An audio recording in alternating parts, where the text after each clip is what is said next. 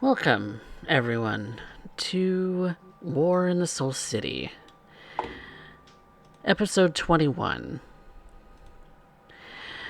Tonight, we're going to be catching back up with our dig crew after, leaving them for a brief period of time.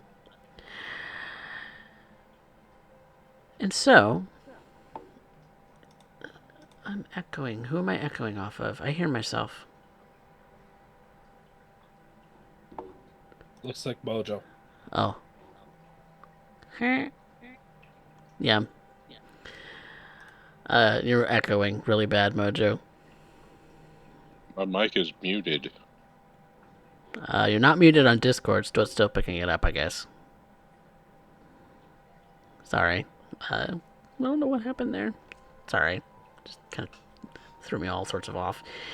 But yes, we pick up with the dig crew where we last left off. They had escorted their newfound friend Virgil to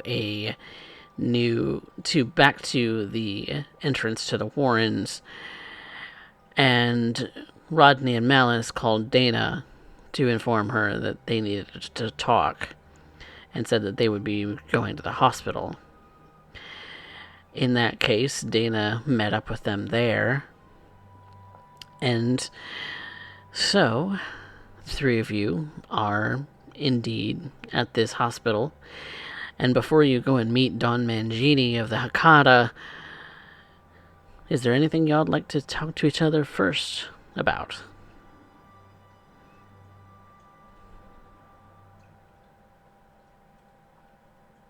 Rodney is fidgety. He seems nervous, but he also seems a bit lost in his own thoughts as they're traveling. And even as they rock up, he seems to be something's turning over in his head. There's a lot going on there.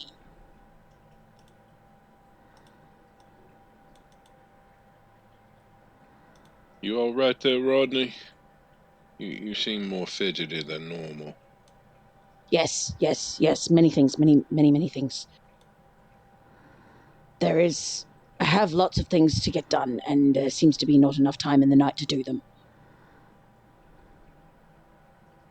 Is there ever enough time in the night to get the things we need done accomplished?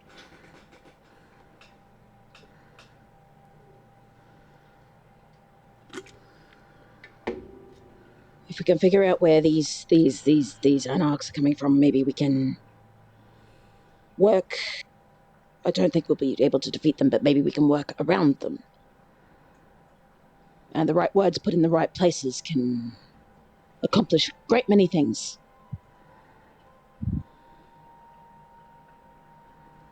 Yes.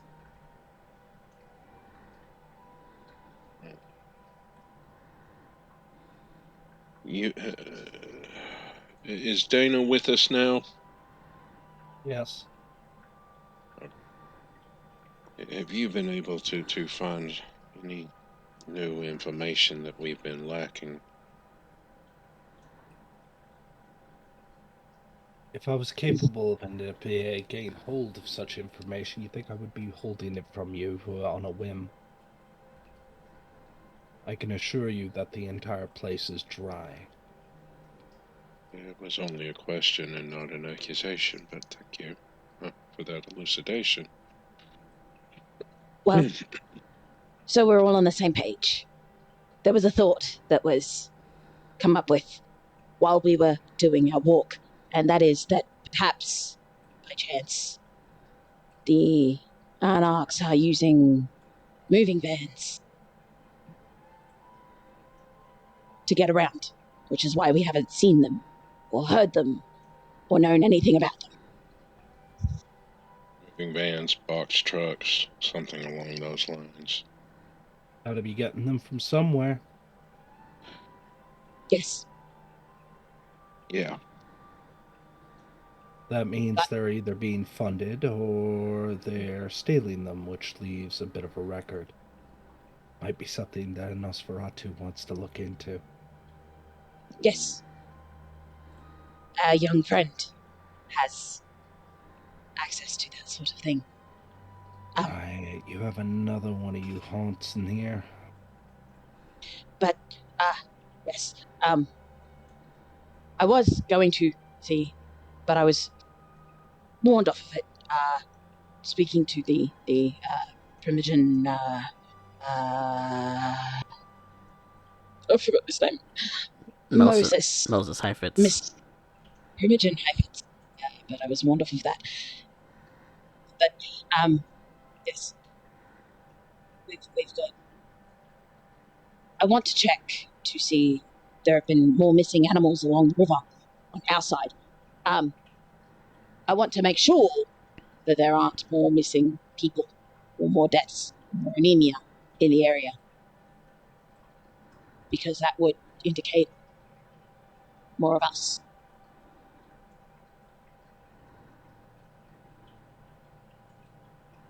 Well, sounds like news for a doctor to end up investigating. That's why we're here. Yeah. Goody. The Don happens to owe me a favor.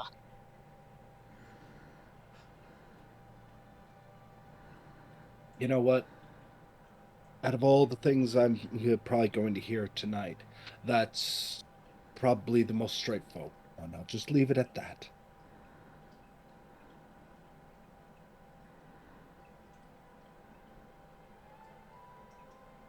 Okay.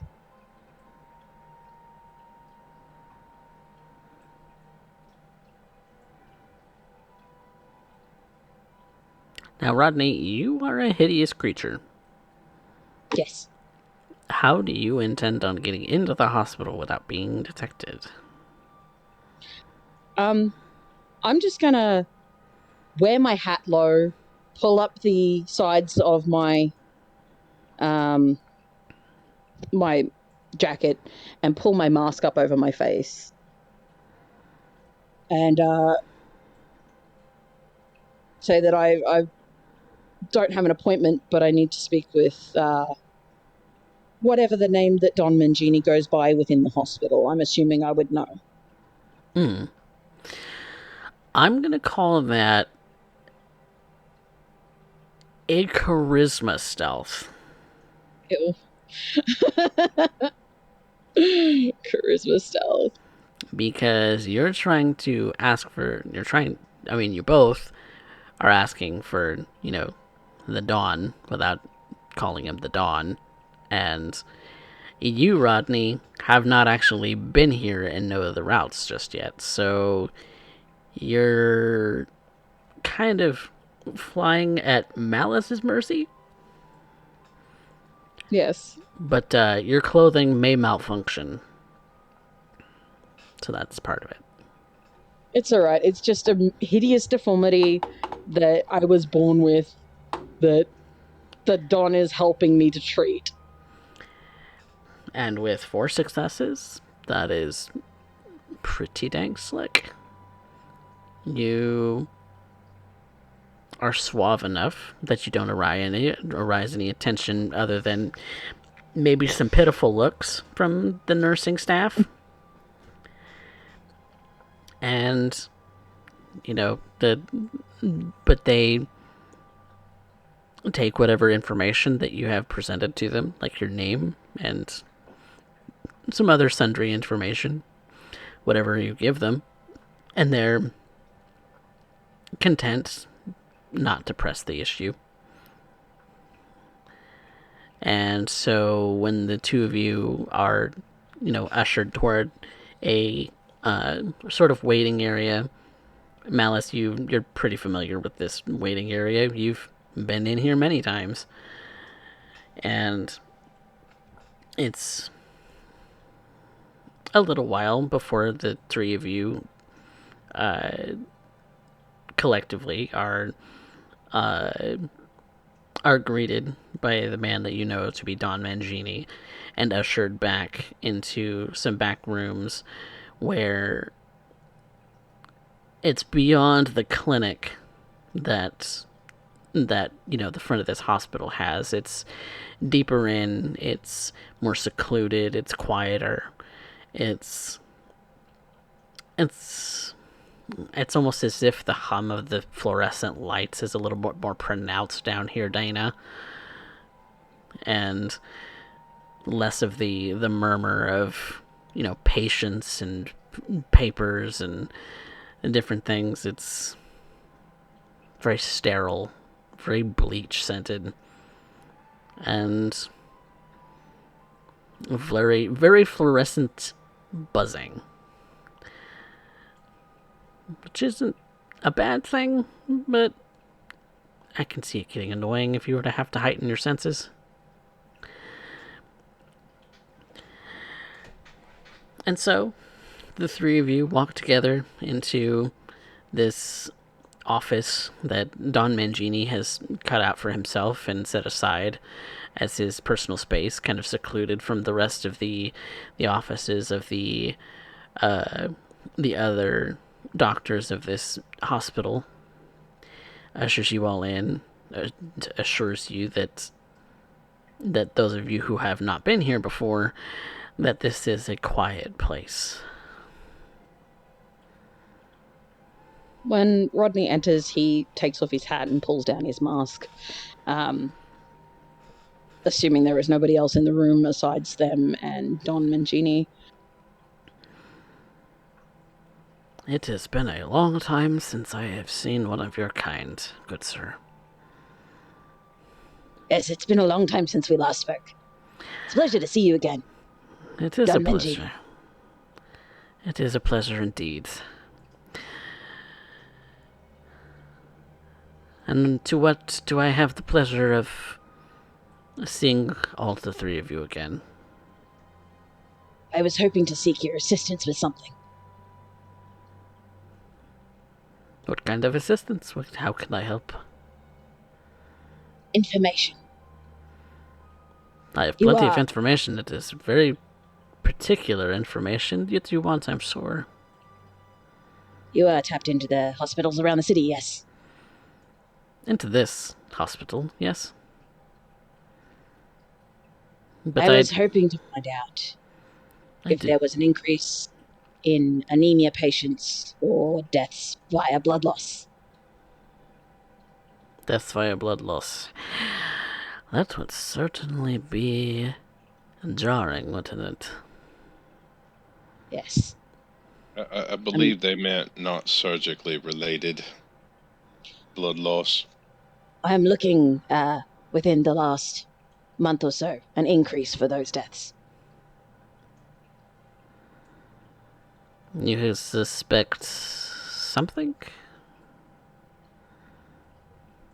I suspect that the Anarchs may be moving through unseen.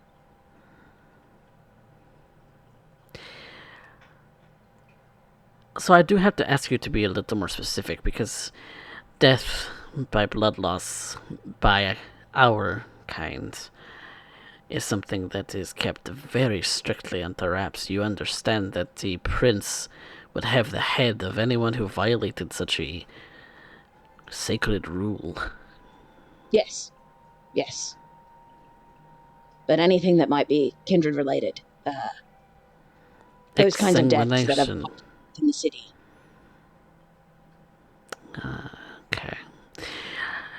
See, you are lucky that this is a task that the princess put me on for quite some time at these days. Because as a payment for our assistance in covering up such missteps from the youths of this city, that is part of why I am here. Of course, to establish that I got the princess, but at the same time assist our good prince with all of this. You understand, yes? Yes. So, while I may not have instant connection to other hospitals in the city, I do have a lot of, let's say,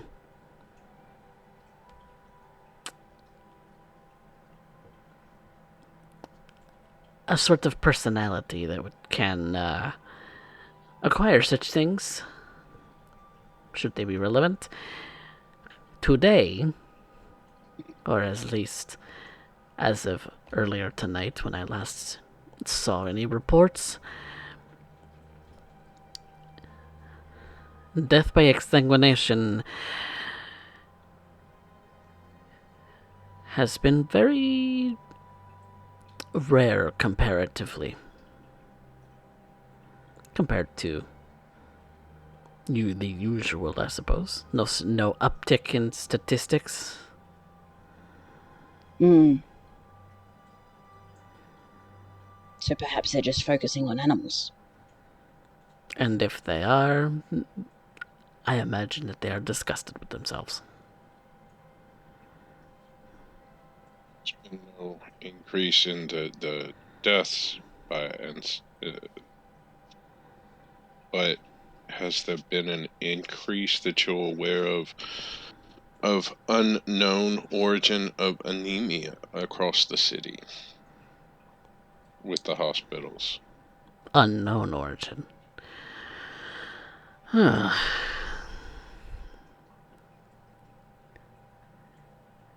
You can chalk anemia up to a lot of different conditions. That's low iron being one, but yeah, it would be an idiopathic increase. It means we just don't know what it is, we just know it is. Or just a general increase in anemia.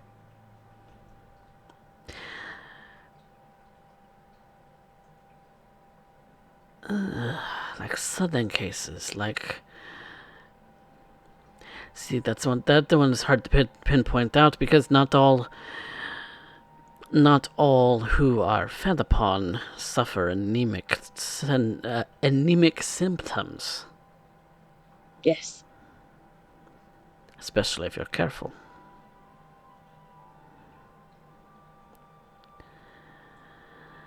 But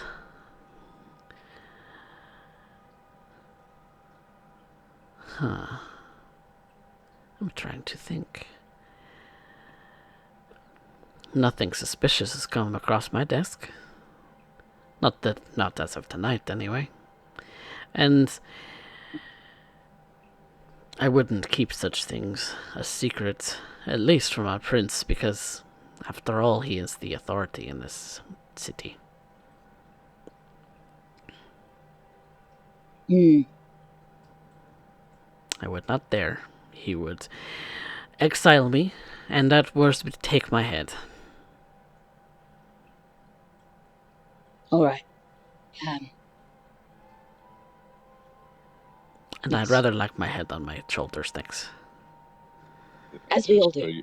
I just figured this would be the best place to start for this type of investigation.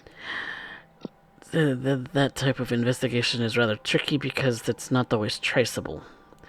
It's not always something that you can just investigate and be, and have appear as a statistic, as an uptick in that sort of thing. There's reasons for a lot of different medical conditions, and lots of medical conditions do cause anemia in some degree. But I was right in thinking that you would be more in the know on this than most of the others I could think of. You possibly have the best person for this information at your fingertips, as it were. I keep a very tight leash on such things. And I have yet to be as strict, which is odd because I would have expected, with the suspected numbers of anarchs that roam around in that particular domain, that they would have caused a havoc by now. At least in their own portions. You mentioned a suspected number. Do you have an idea of how many there are? For all I know, the number can change by the day. They do not follow the the tradition of progeny. They will sire when they sire, and they will not do so again until they feel it is proper for them to do so, and they do so. I am not making any sense, am I? You are making plenty of sense. I believe our next step in this investigation for the course we are taking will be to check out with animal control as to what they are doing. It does not appear to involve humans as much as it does animals. That seems like a very good next step, because I'm sure even the animal shelters are a little bit light on the available food stock. Yes. With many animals missing off of the street, it is entirely possible that our animal control for the city has had a very light work.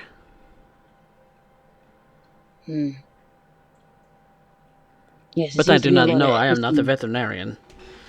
They probably got larger stocks of dead they found than they do of living. Possibly. Well, there's a high number of missing animal posters along the river, so but Don Mangini, would you keep a close eye on those numbers, if at all possible, I and let us always know if do. there's any change? That is already my job. Thank you. Yes.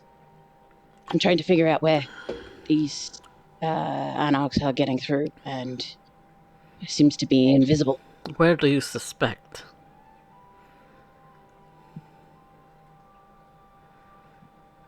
One of Hard two to pinpoint. places they're coming.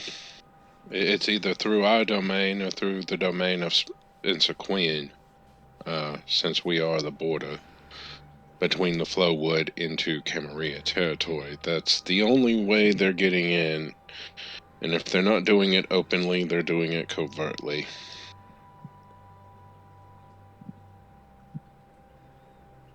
So I would suggest our next course of action be to check out, as I said, the animal shelters and U-Haul rentals. Yes. Perhaps a good place to start is along yours and the Hound's border. I have recently been informed, or have heard, that there's been losses amongst your number. A few. Mercy was just the start.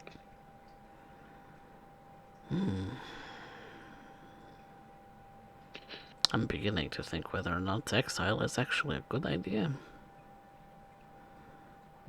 It's always an option to keep in mind. Because then you still have your head. That is the important part, is it not?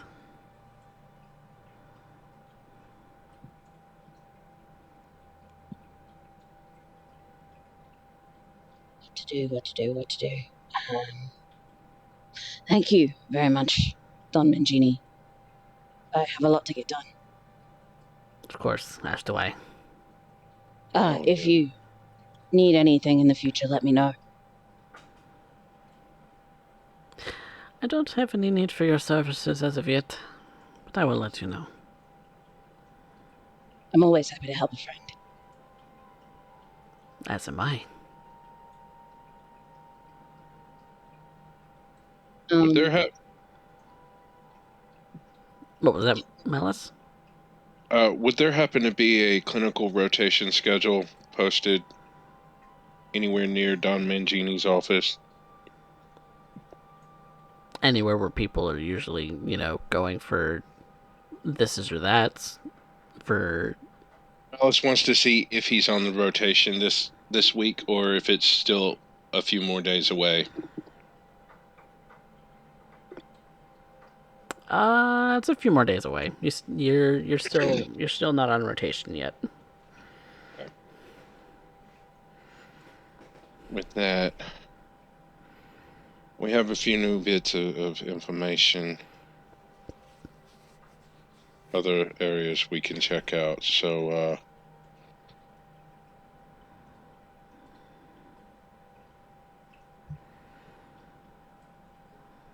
Dana, how do you feel about the harpy?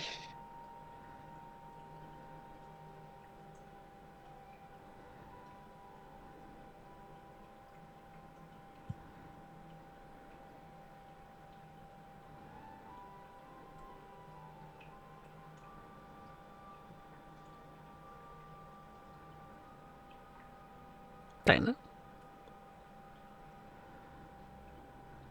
I didn't even hear a prompt. Oh, he was asking you how do you feel said- about the harpy?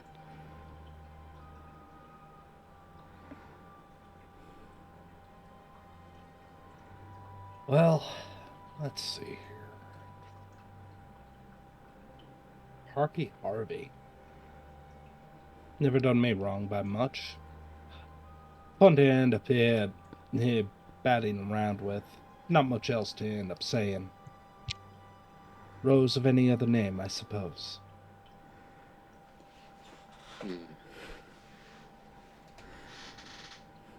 I don't know, she finds me entertaining.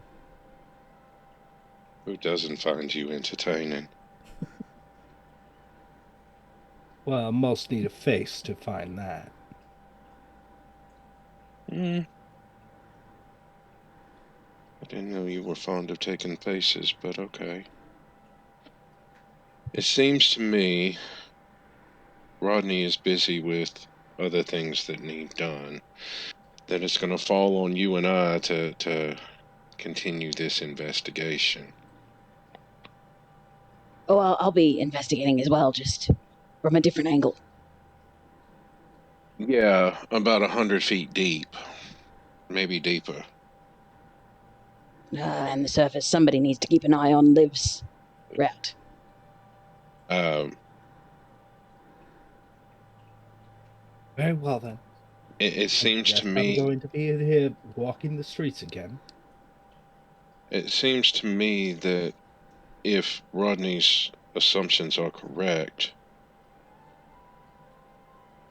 we might be able to find something from the harpy herself or through her club.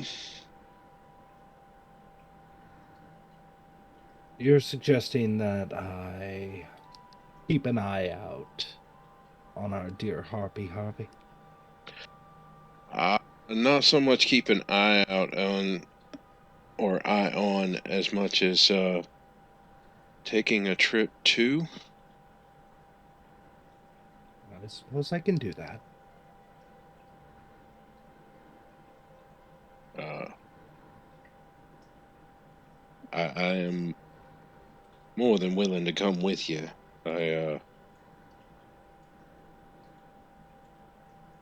think my next stop is to make a call to Paul Mike.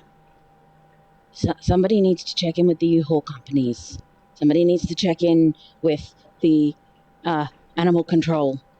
And I can't do either of those things. I'm not a face. People scream when they see me. I'm aware of this, Rodney. Yes. That's what I'm working on at the moment. Okay. I just didn't. I missed that bit.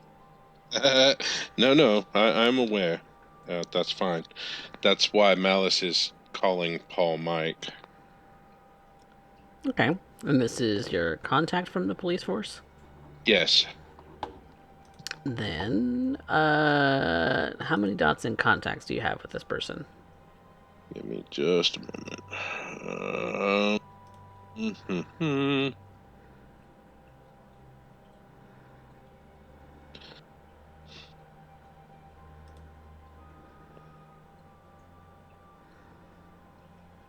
Oh, he's a crime scene investigator. I see him on your sheet. He's a one dot. Yeah, one dot. Okay. So what are you asking him?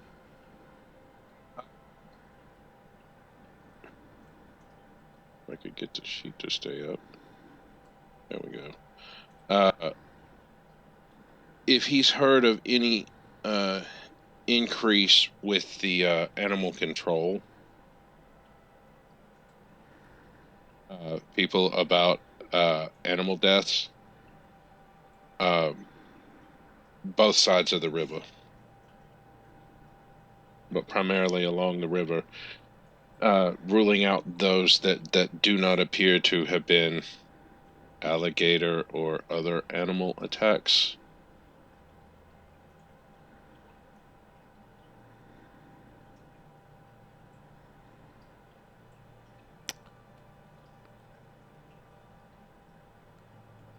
So he'll respond to you in a way that, I'm trying to think of, how that would be involved in crime scenes, because that's his specialty. And Yeah.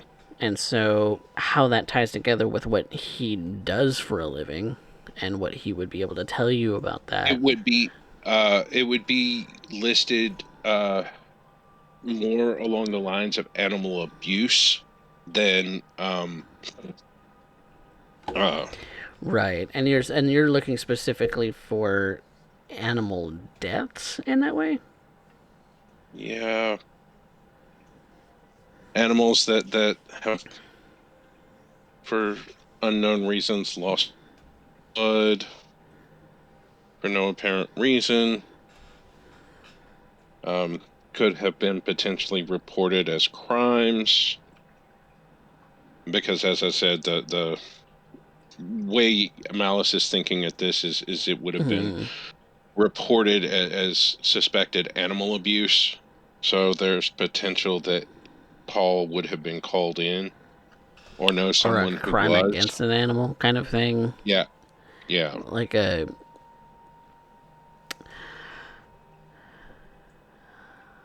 Because yeah. him even being a That's one-dot contact even makes it even harder, because he's...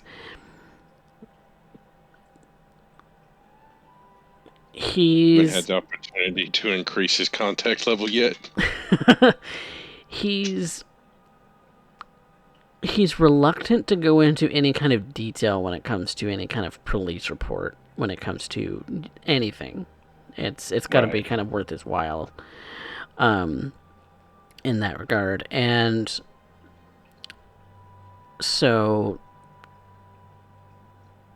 unless you're able to sweeten the deal, he would likely first off say, I don't know shit. That's really not my forte. He'd blow you off with some excuses. I would say in order to convince him, you would have to spend My last resources. dot in resources. The last dot of resources, because he already got one dot of my two dots. So both dots would be tied up for the remainder of the month. Yeah, until Malice goes back to work. Yeah. Yep.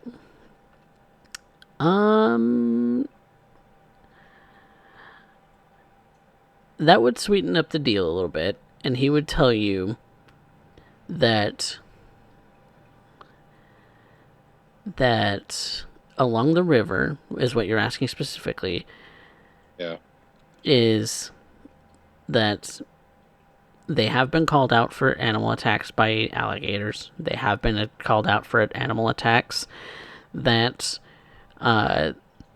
involve a number of things. They have found animal corpses in the sewers and in the river that have been exsanguinated with no apparent wounds. Okay. But that's really all he has on that. Is that there Right. are reported cases, but he says and he won't give me the specifics. I got it. He's got very little in the way of specifics, because this isn't really his crime scenes, if that makes any sense. No, it does. So that's all the information he can give me on that. Can he give me the name of the investigator that might have more information?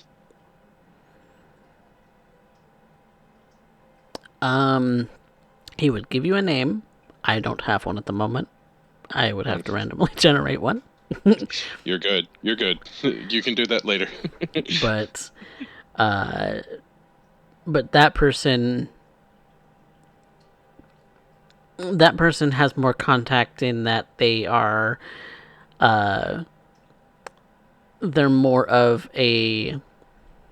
along the lines of what you were looking for, in that you were looking for someone in animal control BCA and officer.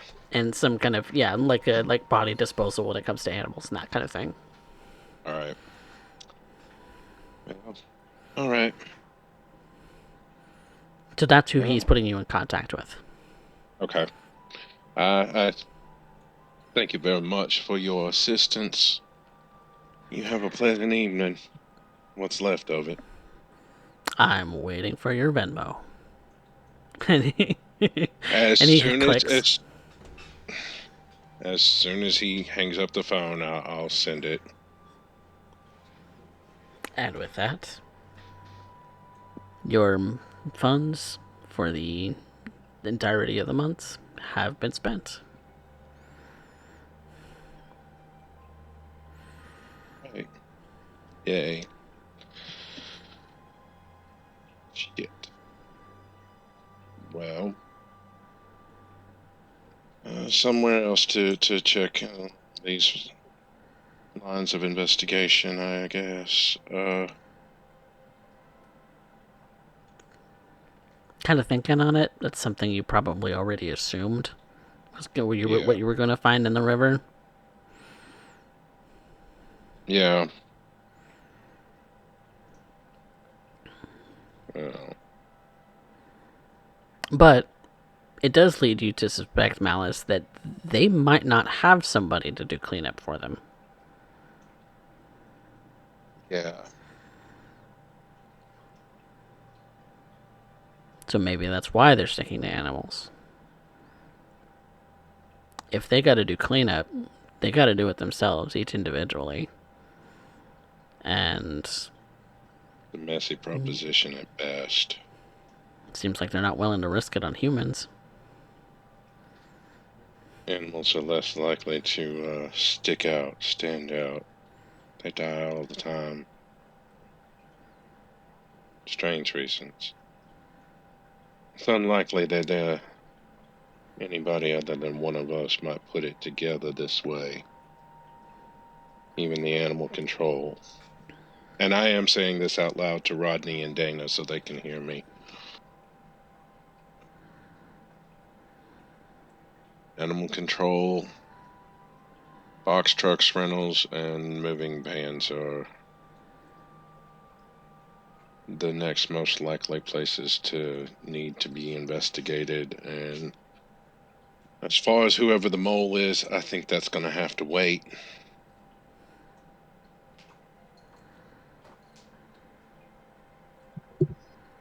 So, do we want to try and get any of this information straight to the sheriff? Or not yet? I think until we have something more concrete, it's best that we keep our investigation and keep going with our investigation. You keep doing what you're doing for the sheriff. And Dana and I continue on with this investigation as best we can. Very well.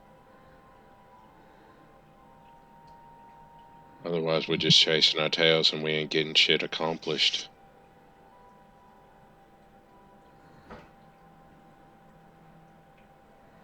Dana, you look like you have something to say. I have absolutely nothing to say at this given point. You guys seem to have it well in hand.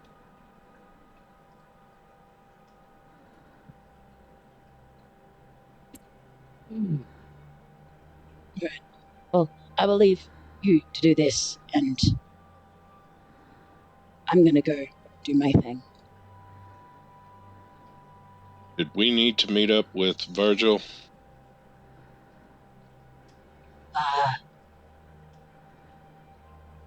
I will go check in on him before I come back for the evening. Rodney, you know that he went down to the Warrens to sleep for the day. Oh, right. I will check in on We him tomorrow. we should be doing that ourselves then. Yes. We ain't got much time before the sun comes up. Yes. Yes. Yes.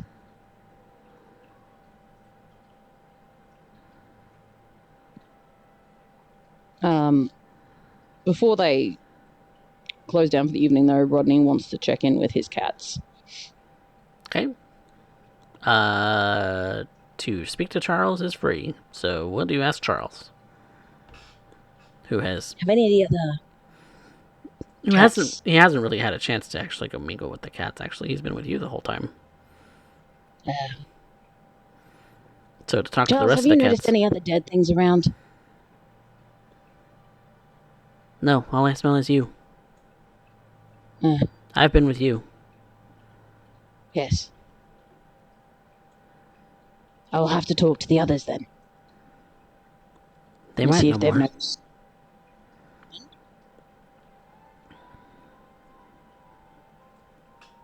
What was that? Oh, I didn't hear. Charles was just saying they might know more. Yes. I hope so. I truly hope so.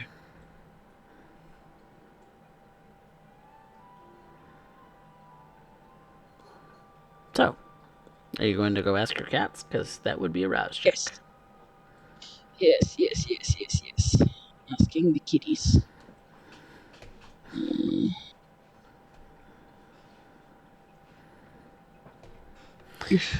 Getting hungrier, Mr. Drummond.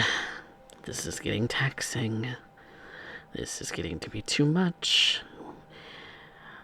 I'm only a little bit more hungry. I'm only at 2. A stray thought goes through your mind. Could just eat Charles. No. Charles is friend, not food. Friend. Food could be friend. Friend. Malice makes food the friend.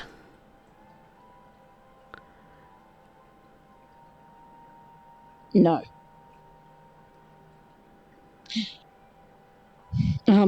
He goes down and he kind of calls all of his cats together. A couple of them kind of scurry towards you. How are you tonight, my friends? Are you well? They all kind of give you an affirmation noise. It's not like they're actually saying anything like yes or anything like that, but it's more like they're just... If a cat could nod, this would be the gesture to nod. Yeah. He gives a couple of them a pat on the head. Tries to pat as many of them as possible, but there are a lot of cats. Hmm. It's like, I need to know. There are a number who aren't here. Where is everybody? On patrol, like you asked. Yes. And I need to know is... Has anybody smelled or seen any more dead things around that haven't been with me or mine?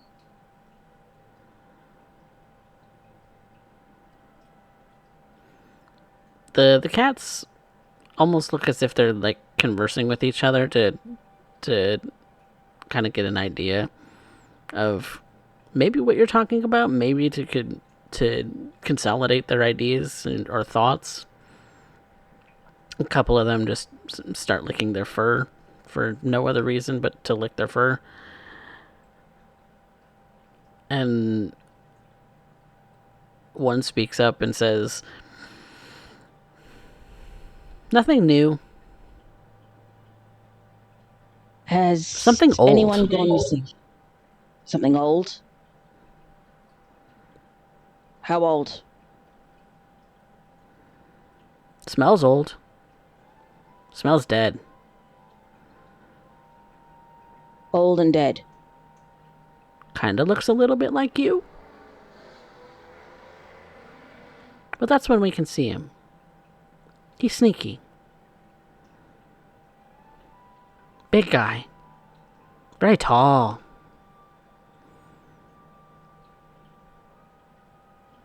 very tall.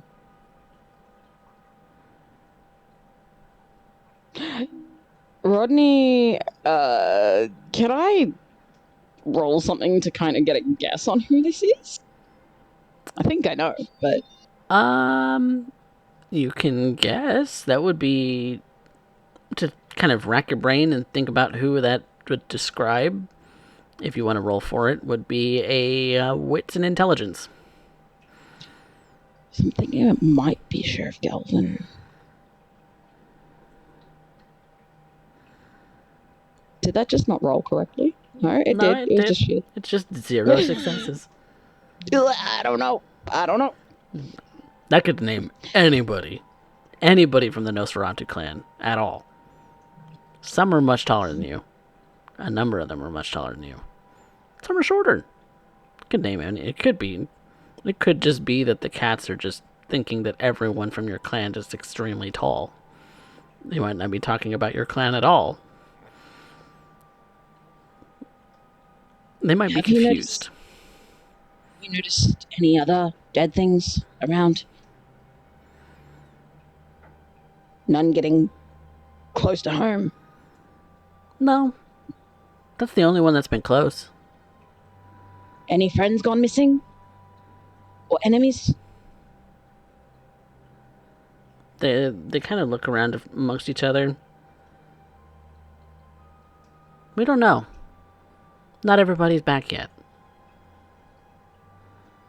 When do you think they will be back? Who knows? Anytime. Hmm.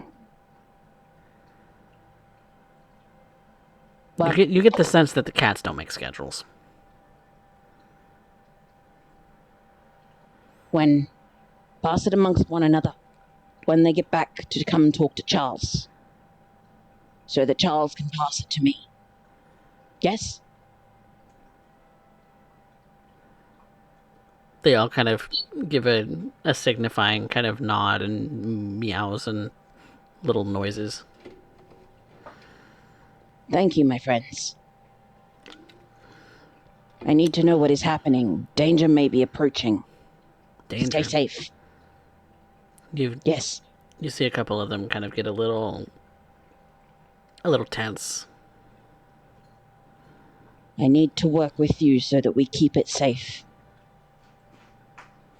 That's what you have us all around the building for, right? Yes.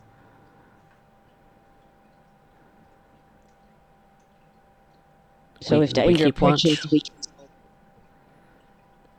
We keep watch every day. Just like you Yes. say. We get treats. I bring treats tomorrow.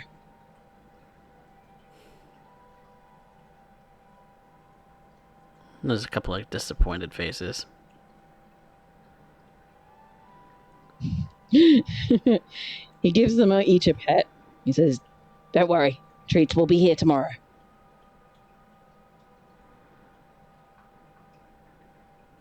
And if you're finished talking with them, they scamper off, go back to what they were doing. Some of them lounging around, some of them actually seem like they're walking out the exit to go walk the premises, maybe? Rodney turns to Charles. It's like, everything comes back to me. Everything. Forget nothing.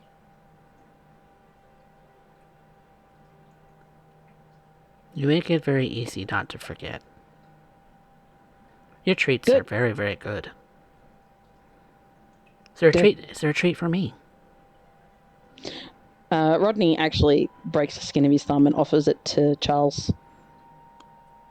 And Charles goes in to kind of nibble on your finger and lapping at it.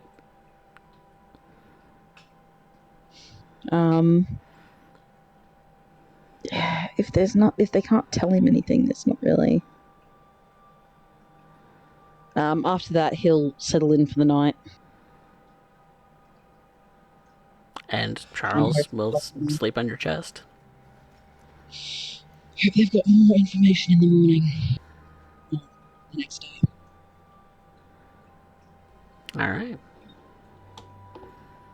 Dana, Malice, what are you up to? Well, I think that it's just about time to end up heading out to get some rest myself. Getting some rest it is. And so,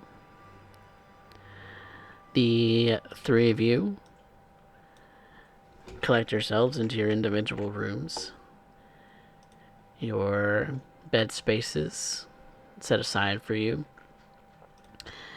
And you wander off into day sleep. The morning comes. The morning goes. The sun sets. As the rest of humanity is finishing up for their day, the three of you awake in your states. And I would like rouse checks for the new day. You may also regain willpower based on your resolve or composure, whichever's higher, from superficial damage.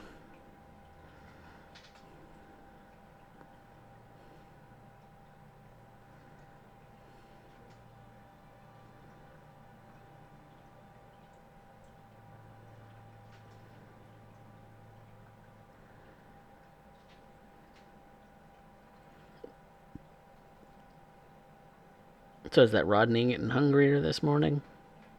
Yes. That little nagging voice in your mind, as soon as your eyes pop open and you see that Charles is curled up in his usual spot on your chest, it's almost as if subconsciously your fangs kind of poke out a little bit, and that stray thought comes back. This time a little louder. I bet he tastes really good. No. Minus the fur. Mm-mm.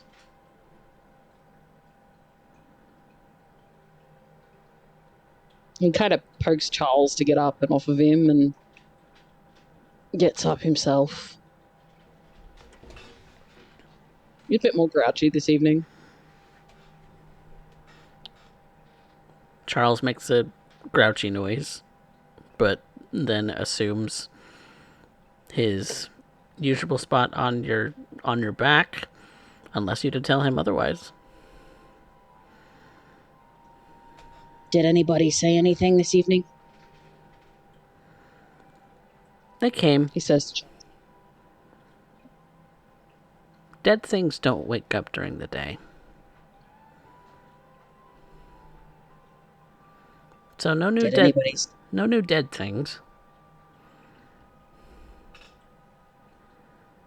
Nothing else, no. People came. People went. Does this place do that a lot? Upstairs, yes. But not down here. No. Down here's safe. Down Okay. here's cold.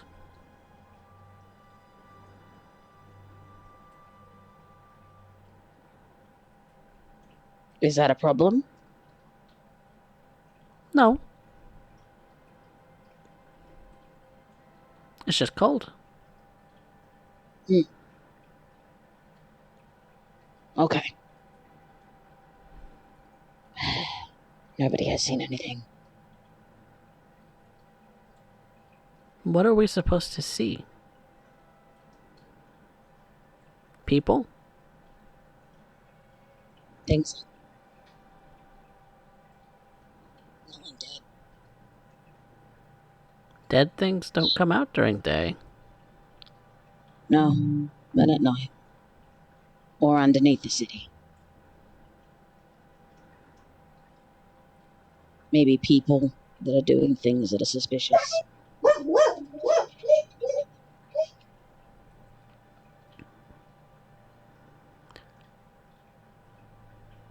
No. People came. They went to the desk. They went to rooms. And they left. Nothing strange. Sorry, 1 minute. I've got to see what this dog is yapping at.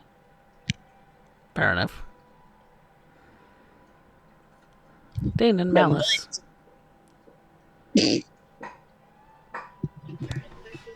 However, I think I have a catastrophe that I need to address, so I think we'll be right back, everybody.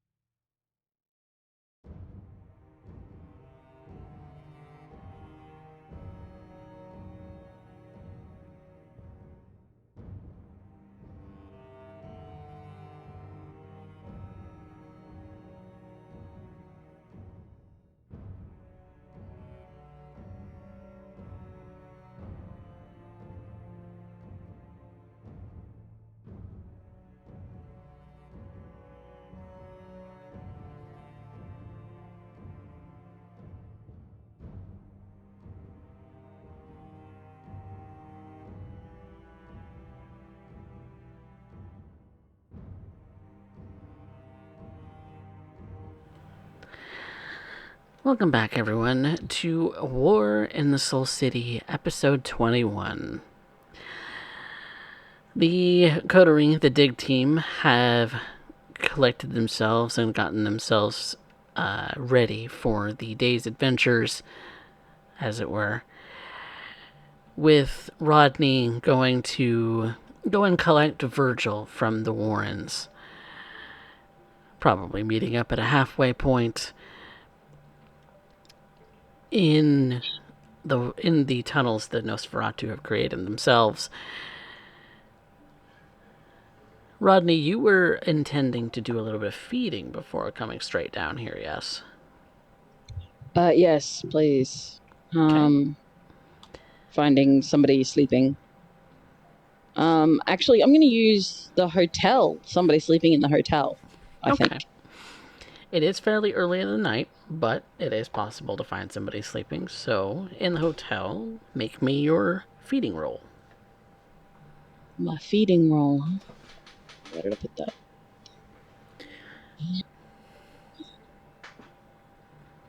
Dexterity and stealth.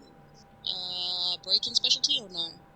Break-ins would work because you do have to quote break in to your own hotel. Oh, that was nice. That was whew. That is a messy crit, my dear. I would like to re-roll one of those 10s. You have 2 10s in your regular dice. Yes, I would like to re-roll one of those. Only one? Well, I still want one of the 10s because 10 is great. Yeah, but the problem is if one of those 10s is in your blood pool, then if you leave any of those 10s still standing in your normal pool, it's going to count as a messy crit. Yep. Oh, shit. Okay, well, I will re-roll both of those 10s. Okay. And probably that one, too. All right, so roll 3 dice. Shit. My dear, that is still a messy crit. Okay. Okay. What happens? So, you are quiet as can be. This is probably the easiest that you have ever sought out food before. You've gone hunting in neighborhoods. You've gone hunting in the nearby streets. You've gone hunting, trying this and that to find your little niche in the past over the course of your 10-year or so existence as a Nosferatu, nothing quite beats the ease of figuring out when it is that your prey is going to sleep, sneaking into their room, and taking what you want. And it's just as easy here because luckily, this person, as soon as they checked into the hotel and their head hit that pillow, it's as if it was magic, like they had knocked out without another peep. And so, you take your key card, you slip it into the slot, it makes that quiet little beep noise, but that's nothing to you. You quietly, very quietly, open the door. Doesn't even creak. And you slip into the room as if you're a ghost. You don't exist. And as soon as you lay your eyes on this beautiful sleeping woman, it's like she's perfect. She's exactly what you want. You can even smell something in the air. It's almost as if you can taste her blood in the air without even having to taste her blood. She's an athlete. You can tell, based on her build. And boy, does she look tasty. And just as you're about to sink fang into neck, she stirs. Her hand grazes your chest. She wakes up, realizing someone else is in the room and that you're hovering over her in a hat, a jacket, a scarf, a distorted face, a hunched back, spindly arms. She screams. And the first thing that your instincts tell you to do is feed. You're under the hunger compulsion, and so what do? You have to feed. You have to quiet her. You have to make her quiet, but she needs to be quiet. And so your hand reaches out, covers her mouth. Your grip may be stronger than you had originally intended, but that doesn't matter right now. All that matters right now is you need that blood. That blood is yours. You claimed it. You already claimed it. This was going to be easy. This is going wrong. This is going terribly, terribly wrong. And so you sink your teeth into her neck. She struggles. That struggle feels good. That struggle then subsides into the bliss of the kiss. She's overcome. She's still trying to resist you. She's still trying to get away. She's still trying to rip herself away from your teeth. But your grip is solid.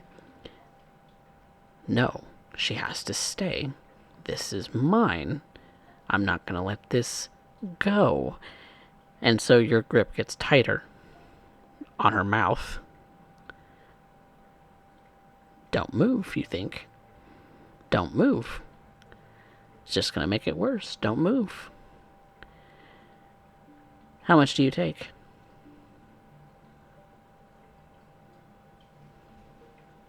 She's woken up. She's seen me.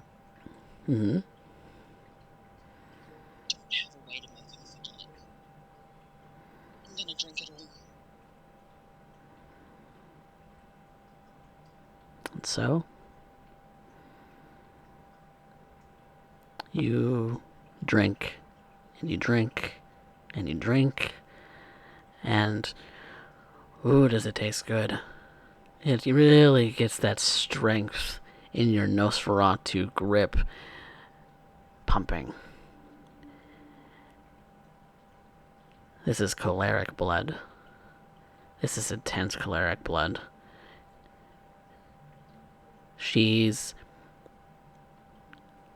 You continue to drink and drink and drink, and as you're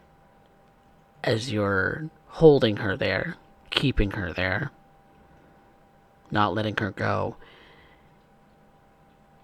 she begins to convulse in your arms. You know what this is. This is her heart is going to stop. But you do it anyway. You continue drinking and drinking until the last drop is gone. She's limp in your arms.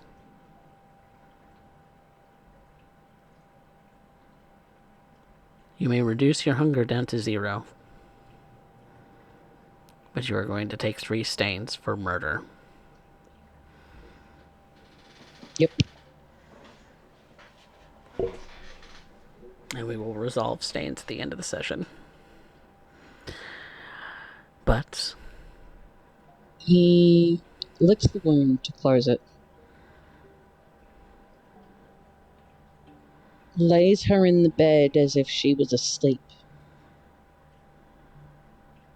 Do I hear anyone moving around outside? you are absolutely certain that you were quiet coming in. You don't know if anybody heard in the next room or not her screams. You're fairly certain that these walls are at least a little bit insulated.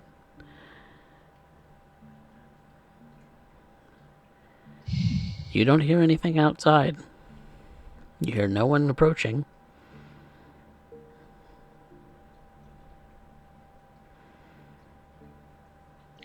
You're a man alone with his corpse. He thinks for a moment. And he picks up the internal phone and dials out. And he wants to call Malice.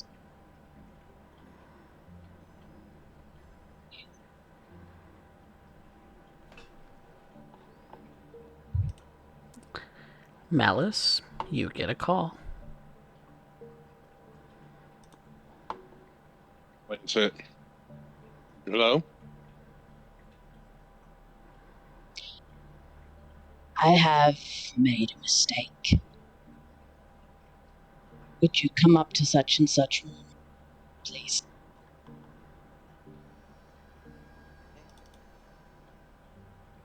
Give me 5 minutes, I'll be there.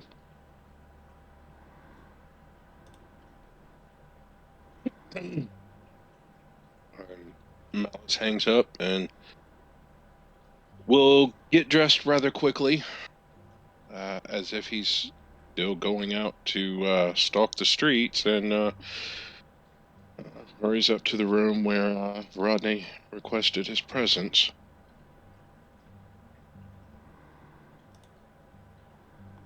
Rodney is sitting rather quietly, although he seems calm. And he gestures to the woman on the bed.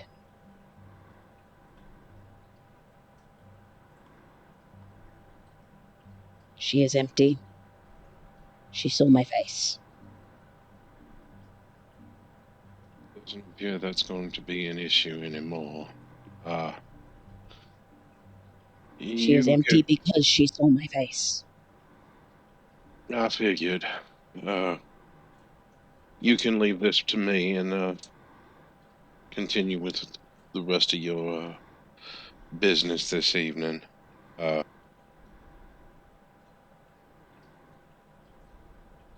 You owe me. I only figured as much. But I'll take care of this.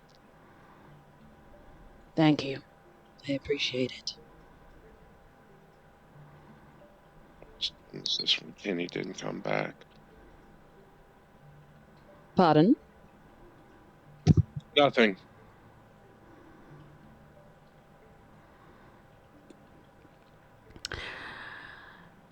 Rodney, you are also under a dyscrasia.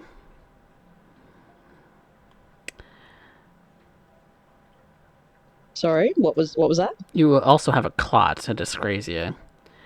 Ooh. Okay. Envy. The drinker does +1 damage against better, which means more attractive, younger, more talented, taller, richer, higher status, etc. foes. This bonus applies to both social and physical combat. Okay. So anyone that you perceive to be better than you about something, you have +1 damage toward them. Okay. I have made note. And that will last until your next feeding. Yep. He will pull up his mask, pull down his hat, and make his way out of the room. Heading downstairs. It's rather embarrassing that he had to make use of Malice's skills. He's never had to do that before.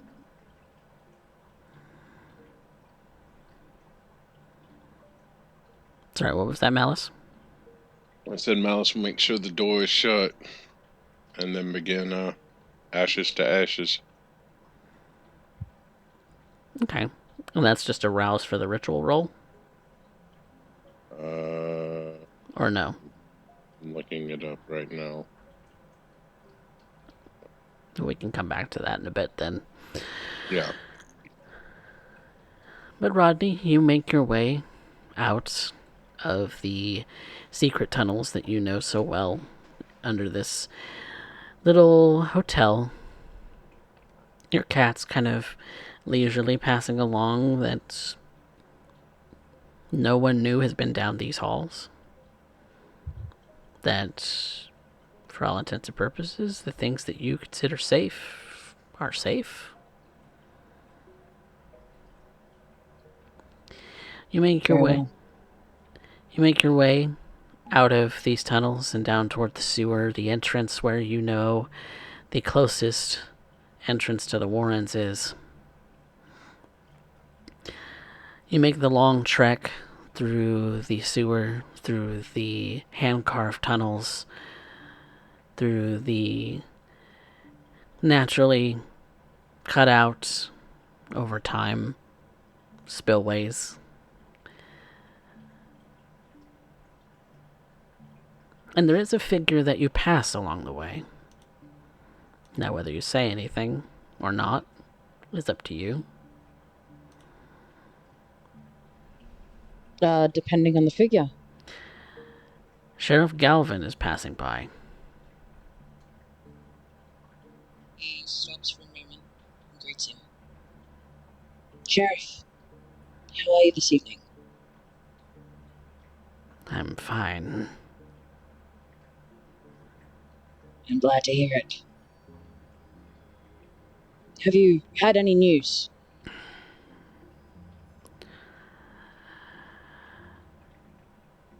What news are you looking for, exactly? Any changes?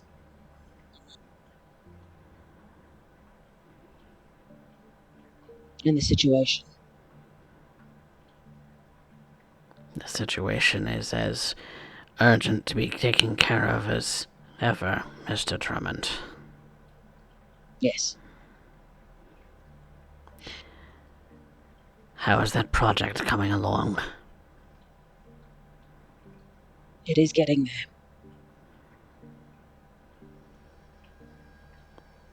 I might. Would you be willing to hear of a theory? I'm willing to entertain a theory, yes.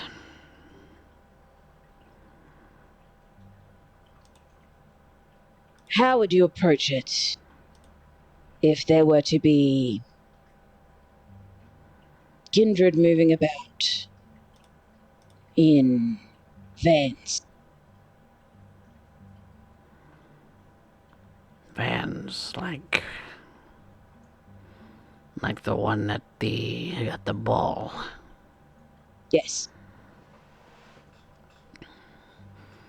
I would chase them, much like you did.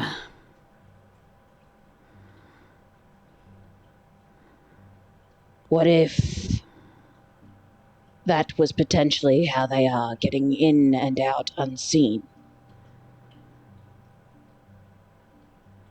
and unknown?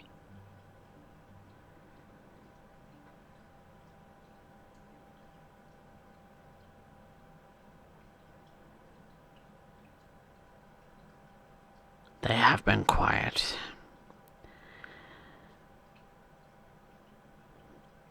They have been rather quiet indeed. And things are going to explode. Yes.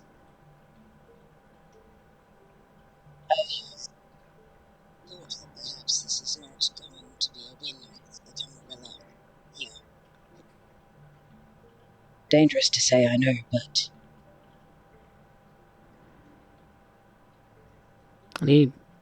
His eyes were kind of darting around the immediate area for a moment, but then his eyes kind of lock on you when you say that.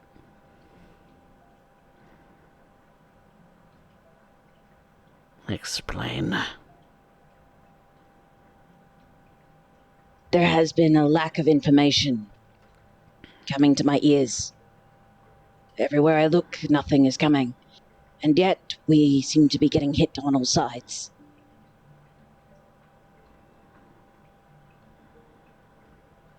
If we cannot unblock this flow, then I fear things may go downhill very quickly.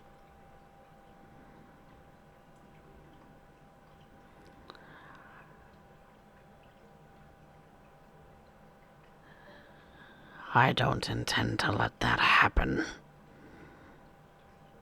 I don't intend to let that happen either. But if it becomes a reality, it is something that we must face.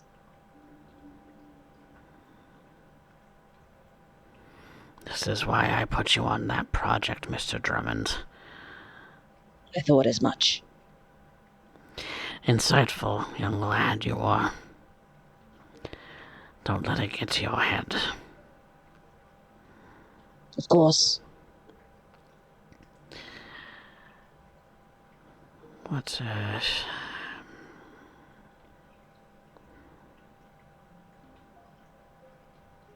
How are they getting in? You hear him muse kind of quietly, yeah. My coterie and I are assuming it is through these vans. Perhaps a lack of sight over transportation. And we believe they've been feeding on the animals. Well, I do anyway. That makes sense, given what I've seen. There seems to have been an increase of missing animals along the river.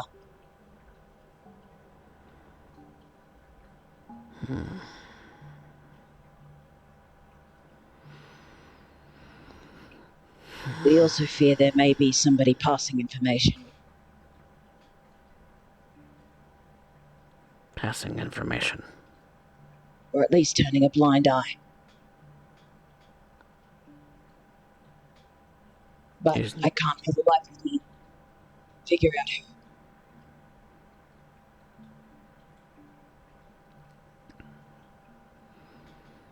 More things for me to keep my eye on.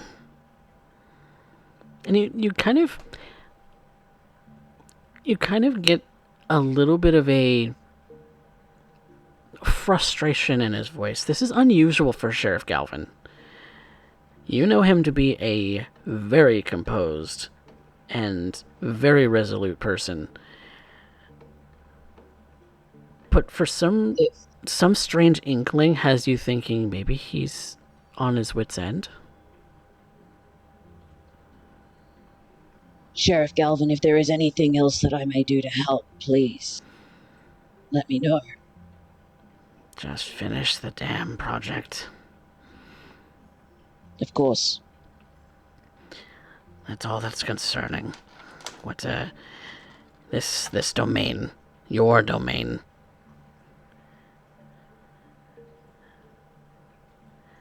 Your domain is the front. But I will be manning it. I'll be manning it for the loss that you have faced. This is a great burden to me, Mr. Drummond. Your coterie will owe for this. Do you understand?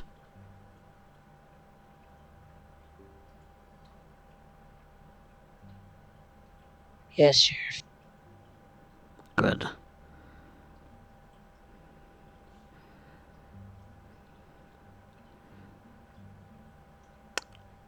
Rodney, make me a wits awareness. I was actually going to ask if I could. Something is not right here. Any modifiers? Nope. No modifiers. Cool. Oof. Can I re-roll 3 of those? I'll also allow you to succeed at a cost. I'd much rather re-roll them. Okay.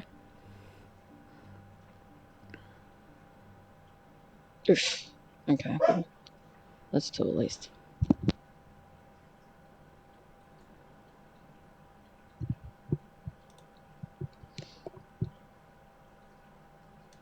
I'll have him roll for this.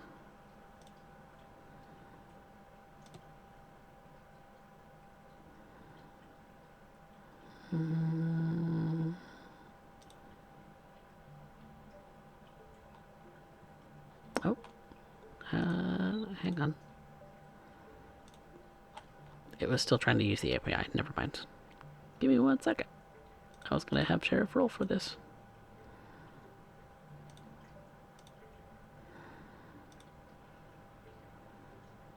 Meets it beats. There's something off. You look him over. He's a little bit more hunched than usual, and it looks like he's babying a specific side. He's injured. Who could injure Sheriff Galvin?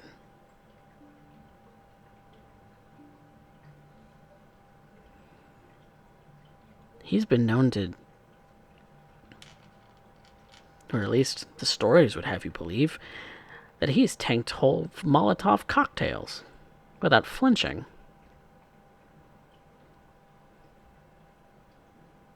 But he seems to flinch when he moves a specific side. My sheriff, I doubt it need be said, but feel free to feed in our domain.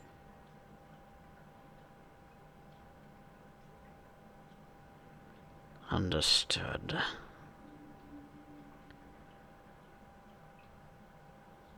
Get to your work. And he starts to walk off. Rodney watches him until he disappears.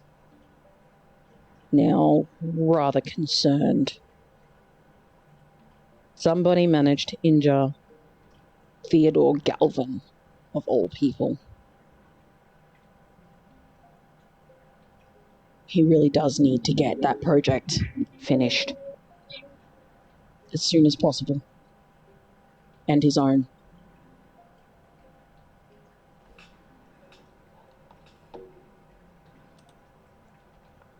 But it's soon after that Your good pal, Virgil, starts to walk up after the sheriff has long disappeared. Virgil, you're coming up to the usual spot where to the spot where you have indicated to Mr. Drummond that you would meet him. That's a part of your deal with your sire. Your little test run to see if you can manage some things on your own.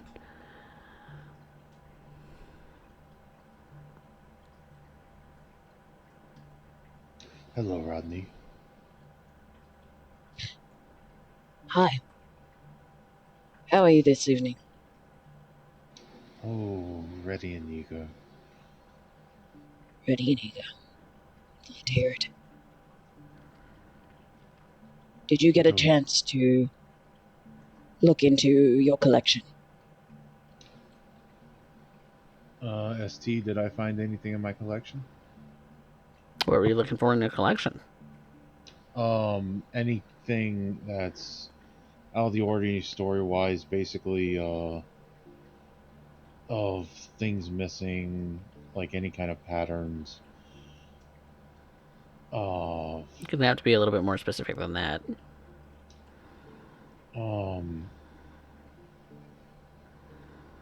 About, maybe stolen vehicles or people showing up or missing or anything like that.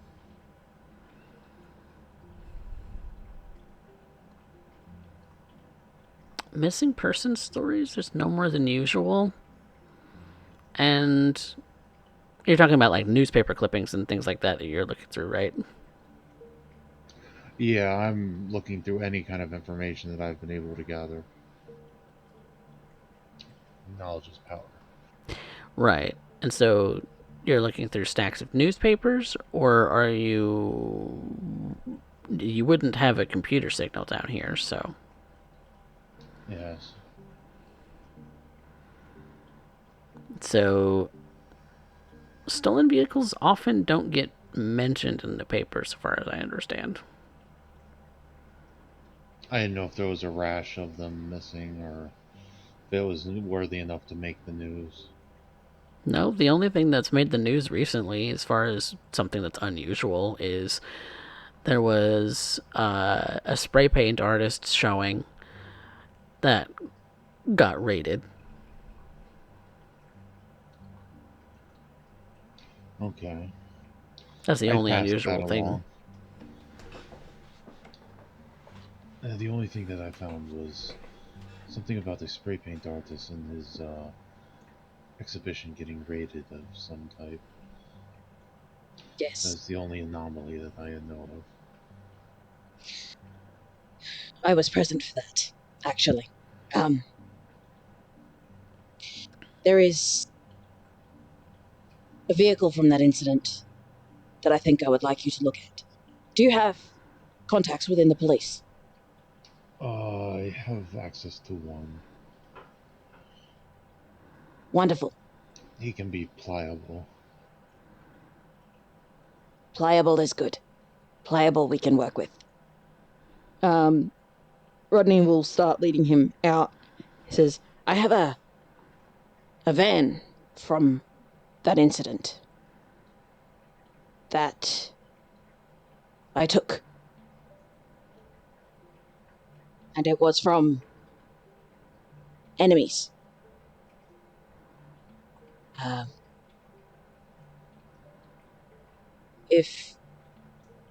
Are you capable of getting your contact to run license plates?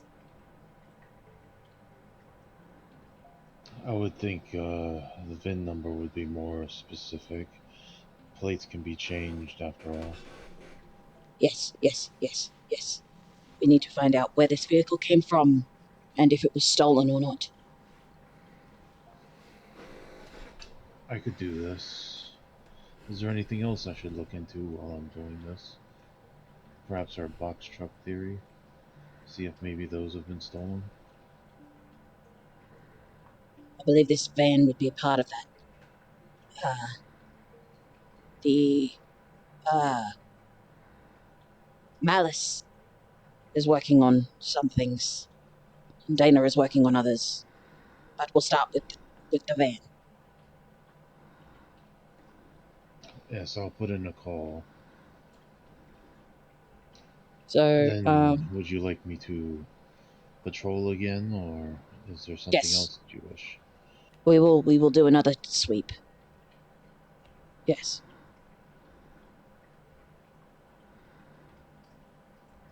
Okay. And as we're walking, I'll pull out my phone and, well, are we at the van now? Uh, depending where Rodney stored it, it would be. Rodney would have stored it out of the way in a car park somewhere, mostly unused.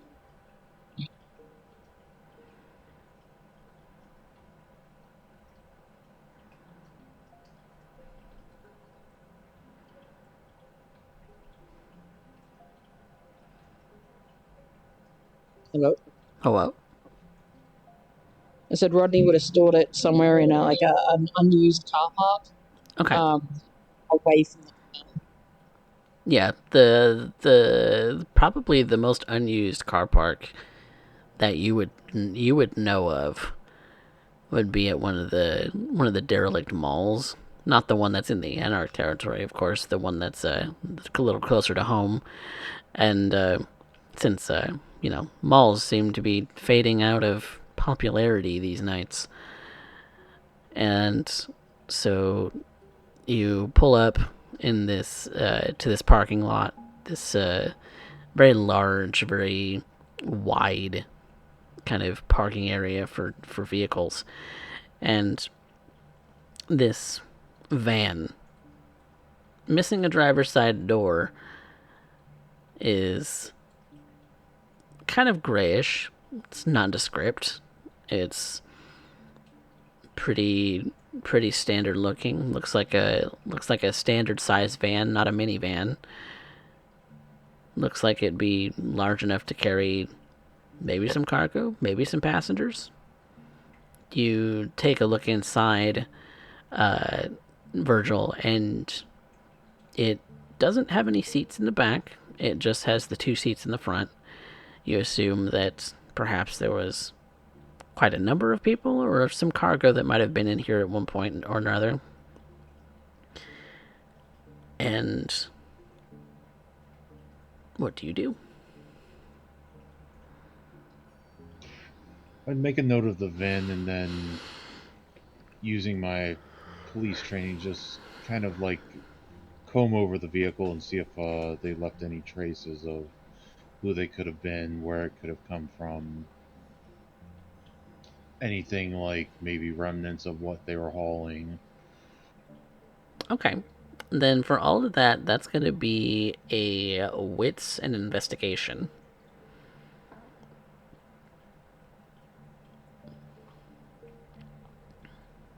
Can I assist with that? Of course. If you have investigation. Yes. What is 2 dots in assisting doing investigation. this? Sorry, what was that? What is assisting doing this? Give you a +1 as your modifier. Okay.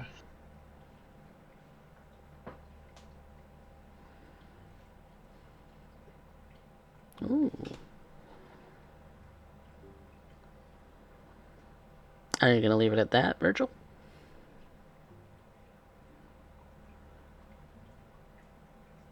You know what? I'll re-roll the 2 that I missed.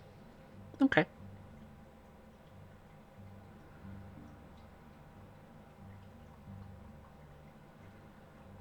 For 5 5. successes. So looking through the vehicle, you said that you have police training as your backgrounds.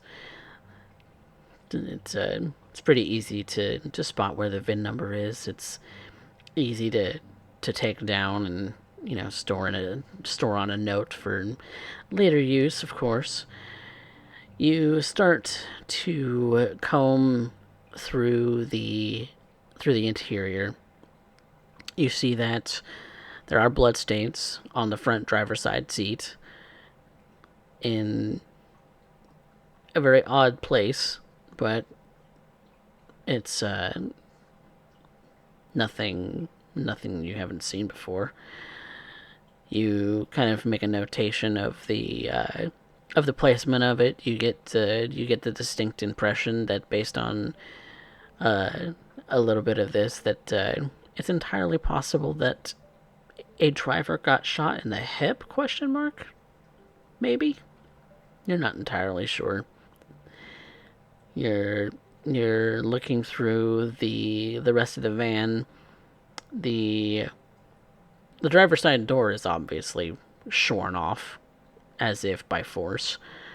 It looks as if the metal had just been exactly that, torn from the hinge where the door meets the rest of the body of the car, and was just ripped like paper. In going through a little bit of this, you start to wonder, somebody seeing this might be a little bit, it might look a little weird, but it's not concerning you at the moment. You start to comb through the back of the van. You see the scuff marks of shoes, possibly. You kind of give it a little bit of rub, and yeah, there's some scuff marks from some like rubber-soled shoes on the bottom of this.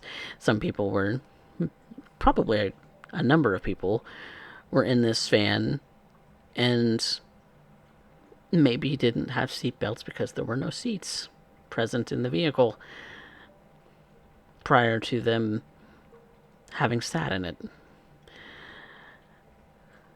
Stupid idiots. The one thing, though, that upon kind of scanning the interior of the van, there's a strange marking. Looks like a knife gouge. A knife gouge into the side of the panel.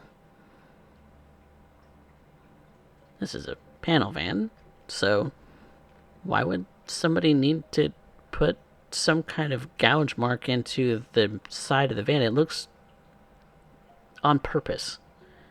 With purpose. It doesn't look like it was an accidental mark. It's a shape of something.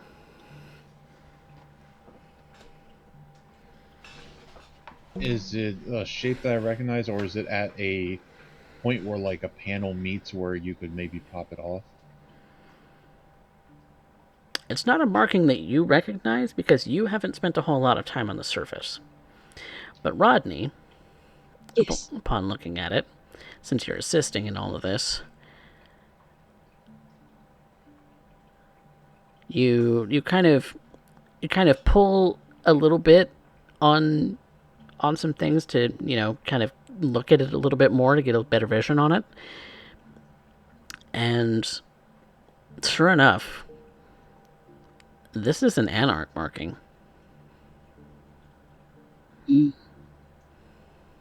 So it's gouged into it. With a knife, it looks like. Is it large or is it small or? Relatively small. Unnoticeable unless you were looking for it. And Virgil was looking for anything out of the ordinary.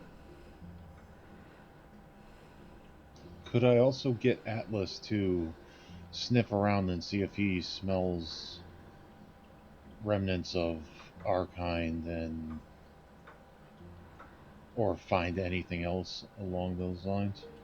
Do you have the ability to speak with the feral whispers? The ability to speak with him? Okay. I believe I do. Let me make sure. Yeah, because if you have feral whispers, that'll allow you to speak to him. Okay. So he's kind of sniffing around at your commands.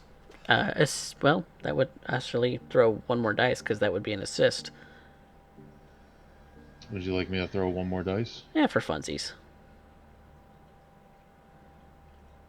All right. So, looking a little bit more, you're having Atlas kind of comb the interior of this van too, and with your feral whispers power, you ask him anything strange, anything off, and Virgil's not one, Atlas isn't really one for words. But the one word he does say is dead. I think this was one of theirs. He says he smells dead things. Yes. Yes, that would not surprise me.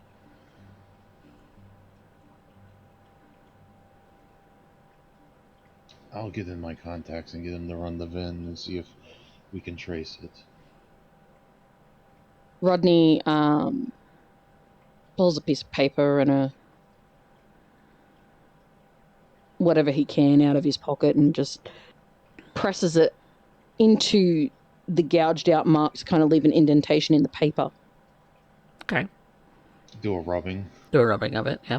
Not really a rubbing, but more of an just pressing the paper into it to make the paper have the mark on it, rather than actually obvious drawing of it. Mm-hmm. Okay.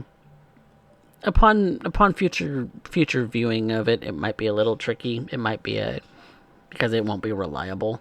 So just keep that in mind. It's not a reliable, not reliable like a rubbing. There might be complications that come up as a result if you're trying to show it to someone. But he's also going to take note of exactly how it was set up. And Rodney has a fairly keen memory for these things. But this is what you find out about this van. And Rodney, you get some tingles up your spine. The attack on Ken's showing, it was planned. It was an anarch attack. It had to have been. Rodney at that time acted in just the right way, and he remembers the fact that Liv got left behind, and it fills him with a bit of anger. He knew that he had a feeling that this was an anarch attack when it happened. Why else would they show up out of the blue like that and hold all those humans and Ken hostage? They were going on about it being their territory. Well, they were doing it in anarch domain. And now it's just confirmation that it really was them, and they got the drop on Liv. And it was his fault because he abandoned her there.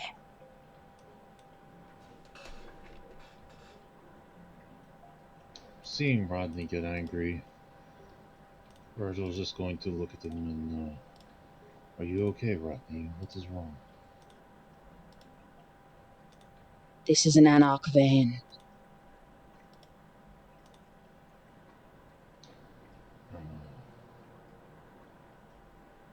The night that I got this van, the night that I tore off that door, was the night that we lost one of our members to the anarchs.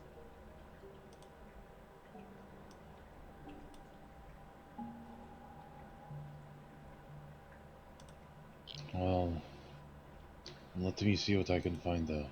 I'm sorry that you lost one of your members. We'll see if we can do something about that. Every piece of information is a weapon that we can use. This is just another weapon that we can use. Virgil kind of start walking away from the van and heading back to. Did we come here in a car? Would have come by foot. Rodney doesn't drive. Not unless he has no other choice. And so you guys have walked a significant distance in a matter of a few hours.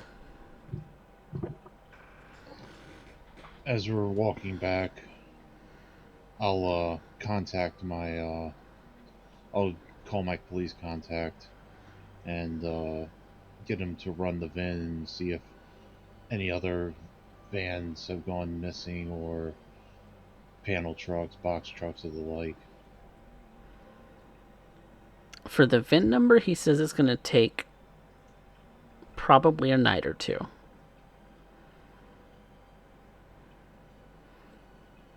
He has to be able to run it when nobody's running scans and not get caught. Understood. You know how these things go. Yes.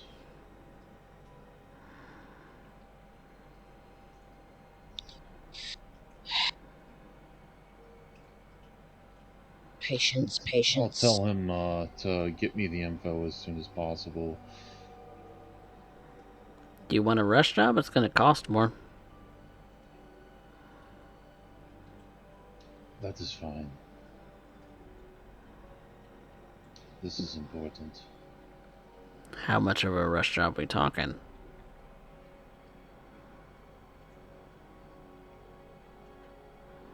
Would you say a dot of resources would cover it?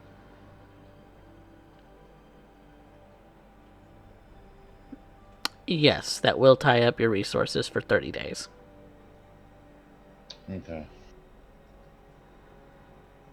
So you essentially have no more money. Well, I have 2 dots in resources. Oh, okay. Well, there you go.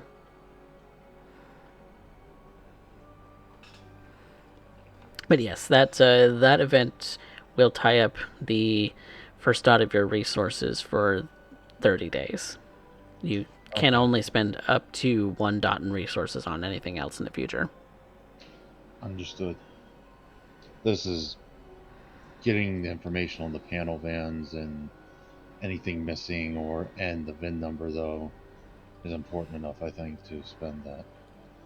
To get it as soon as possible because we need the information. And for that couple grand, for that $5,000, he is willing to put a rush and says he can have it to you by the end of the night. Probably Excellent. before then.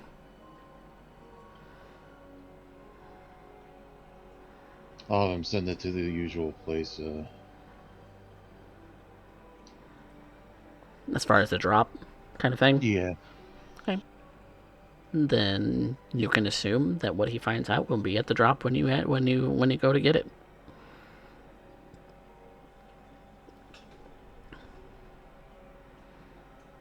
Okay, Rodney, it'll take a few hours, but it's cost significant, but I believe it's worth it. It is certainly worth it. Virgil, you have done exceptionally well here.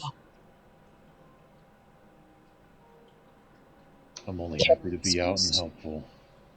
Sitting down in the Warrens, doing nothing while everybody else is putting their life on the line never sat well with me. I cannot express to you how helpful you have been here.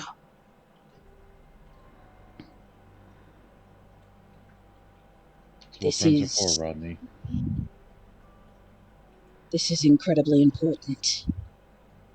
As I said, this van is an Anarch van. And we now have the suspicion that this is how they've been moving about and dodging all of our attempts to find them.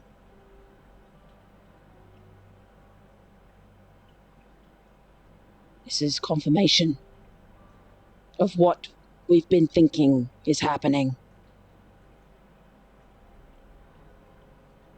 So if we can find out where the van has come from, perhaps we can find out where the others are.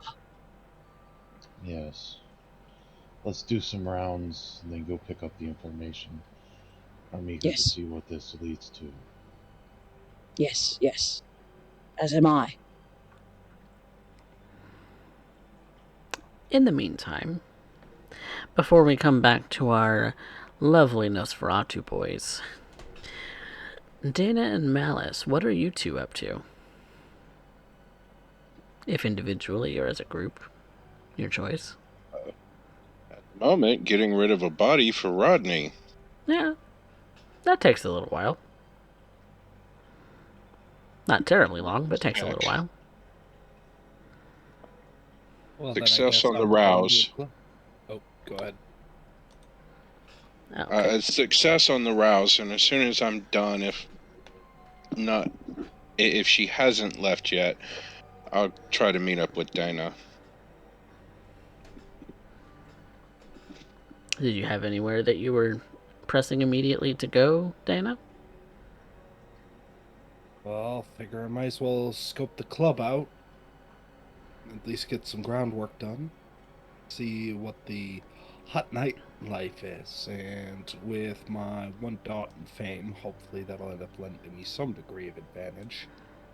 Or at least open up doors or avenues otherwise. Here's hoping. And so, where were you headed, Malice, after you were done with the body disposal? Back downstairs to see if Dana had left yet.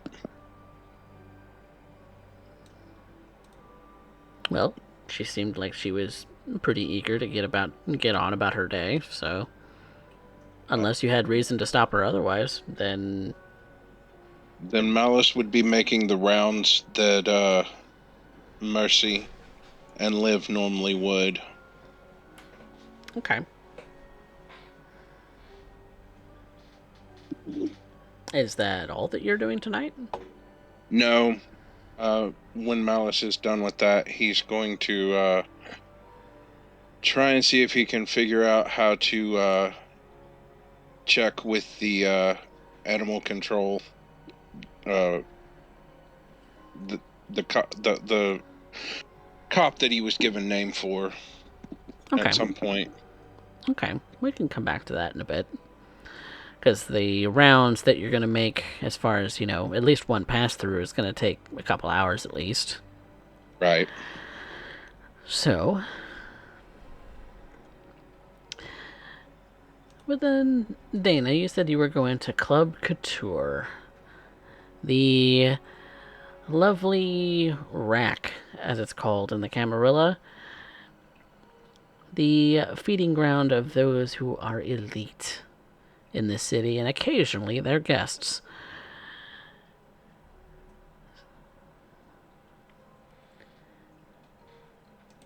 Well, it's only be expected. Though I have some particular bets as to how this is going to go.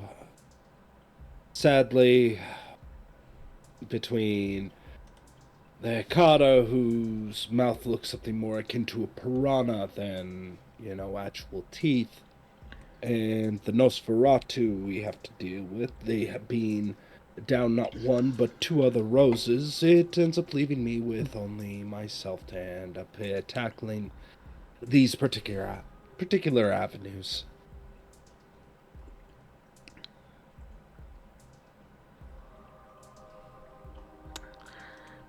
It's a fairly full night. The club is very full for a weekday, which is, something to be said. The armory doesn't get this kind of activity during the week. The weekends are the busy parts. To be expected, I suppose. I'm not blind to trends. I'm just one of the few who tends to buck them. But you seem to fit in pretty well here, given your attire and given the fact that the neon lights seem to give you that living radiance you lack at the moment. And so when you walk into the club, no one's the wiser that you are a cold walking corpse. You pass through security just fine. Nothing stops a pretty lady from entering a club. And when you enter... Now, to be clear, Mhm. are there any metal detectors coming in? Given the fact I wear a lot of studs and what have you, plus maybe the option of having a knife on hand, so... Not that you can tell. Very well then.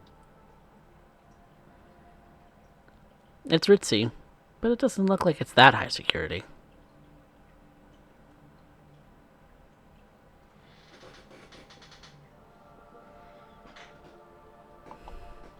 Well, first thing I start to do is just kind of observe the clientele, looking for familiar faces, those who shouldn't belong. Who knows? Maybe they have a gopher or something going in between. Let's presume guilt until innocence is proven. That's certainly an approach. But as far as familiar faces, the club is full, and so finding a specific person, or any person that you may know out of these hundreds, might be a little tricky. So give me a wits and awareness.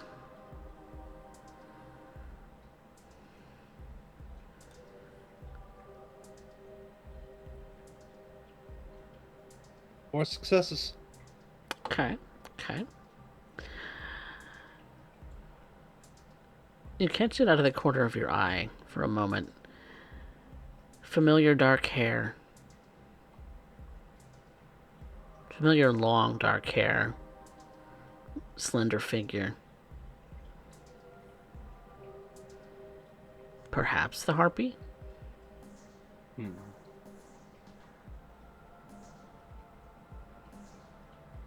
Well, let's not interrupt the show just yet. Definitely keeping my eye upon them. Is the music fairly subdued in this club, or is it fairly loud? It is. It's kind of in the middle. It's not necessarily terribly loud, but it's not. It's not quiet enough where you can whisper. But, no, I'm kind of curious if it's going to impact my heightened senses or not. It would impact your heightened senses. It is loud enough to kind of fill the room, but not booming loud, if that makes sense. So not enough that I have to make a check. Right. It'll just interfere maybe with... It maybe raises the difficulty, but doesn't interfere in that way.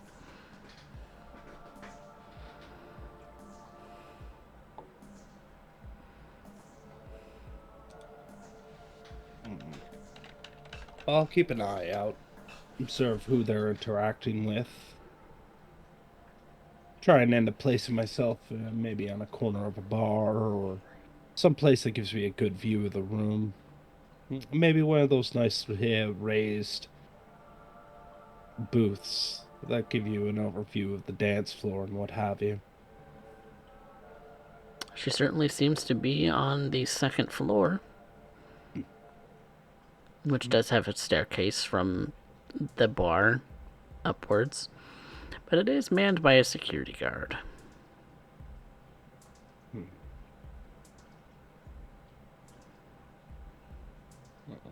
Maybe a bouncer? He doesn't look like he's wearing a security uniform, but he does look imposing.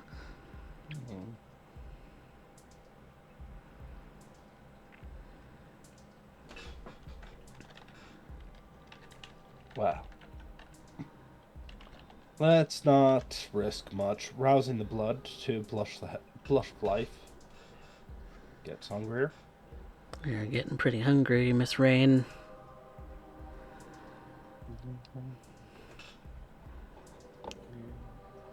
What is your hunger at the moment? 2. 2. Now. Okay. Just a little bit of grumbling in your stomach. You could eat. More than a snack. You know, you could eat.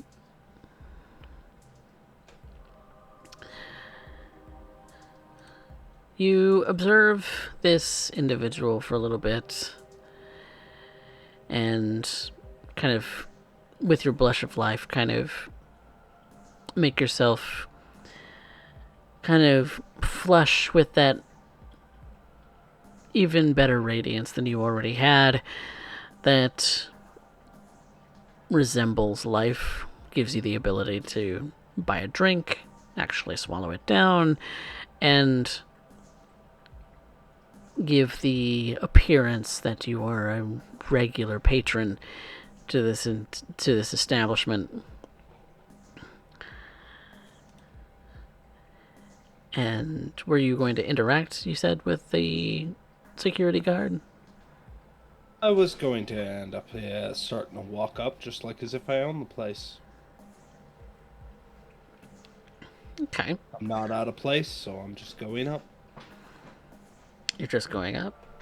The bouncer puts his hand up and steps in front of the way and says, Well, you're a little forward, aren't you?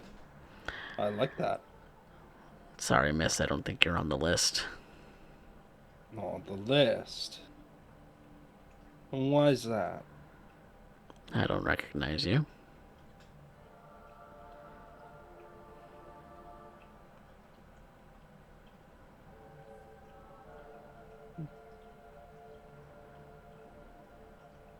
Dana Rain. "Pleasure to meet you, Miss Rain. I don't think you're on my list." He He hasn't pulled out He hasn't even pulled out a clipboard to even check a list. He's just stopping you. Alright. Real quick, I'm gonna use Sense the Unseen. Just take a quick look around. Okay. Go ahead and roll it for me then.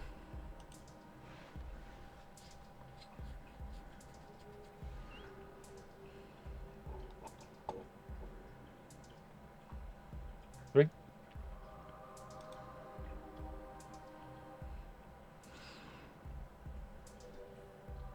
You see the occasional wisp through the dance floor, but aside from that,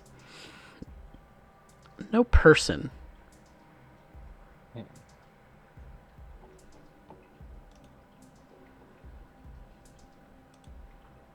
Is there something I can help you with, miss? Well, I believe the answer is to end up here checking the list to end up seeing it. You said you never seen me before, but do you have that entire list memorized and know all the faces on it? The list is only about 20. Good. Should make it quick. And Oh, so, you can't just check real quick. and without skipping a beat, he pulls a clipboard out from his belt pouch? Question mark? It's a fairly small little clipboard notebook thing. And Go I'm ahead. going to quickly read read the names on that list. Anyone in particular that may be standing out? For that, I'm gonna need a wits and awareness. Now, you said that this place is not going to cause me to check for all specs, so I will use heightened senses on that. Okay. Oh. God, why are you making me spend willpower already? You can succeed at a cost. Not happening. Not even wanting to hear it. Okay. 2 successes.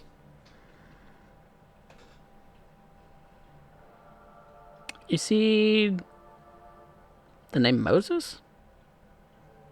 But the last name, it's hard to read in a quick flash. The second name that you see is Kyla Harvey. The other names, they kind of flash by in a blur. That somehow the lights kind of flickered too weirdly to catch the rest of them. Moses. Why is that name familiar to me? Because he's the High Clan Primogen's first name, question mark? Thought so. No, I was just kind of going over it and like, I'm pretty sure I actually don't believe I have access to... Oh. No, I didn't. Oh, never mind. It's just... Never mind. Yep. Well, when Miss Harvey asks on who that was, at least you can give him a name, cute stuff. I just kind of boop him on the nose before going back to the bar. Right. Noted. It will be. And he just stands there, looking bouncer-ish at the foot of the steps and watches you for a bit. Goes back to kind of peering around the dance floor, kind of keeping an eye on some things as you go back to the bar.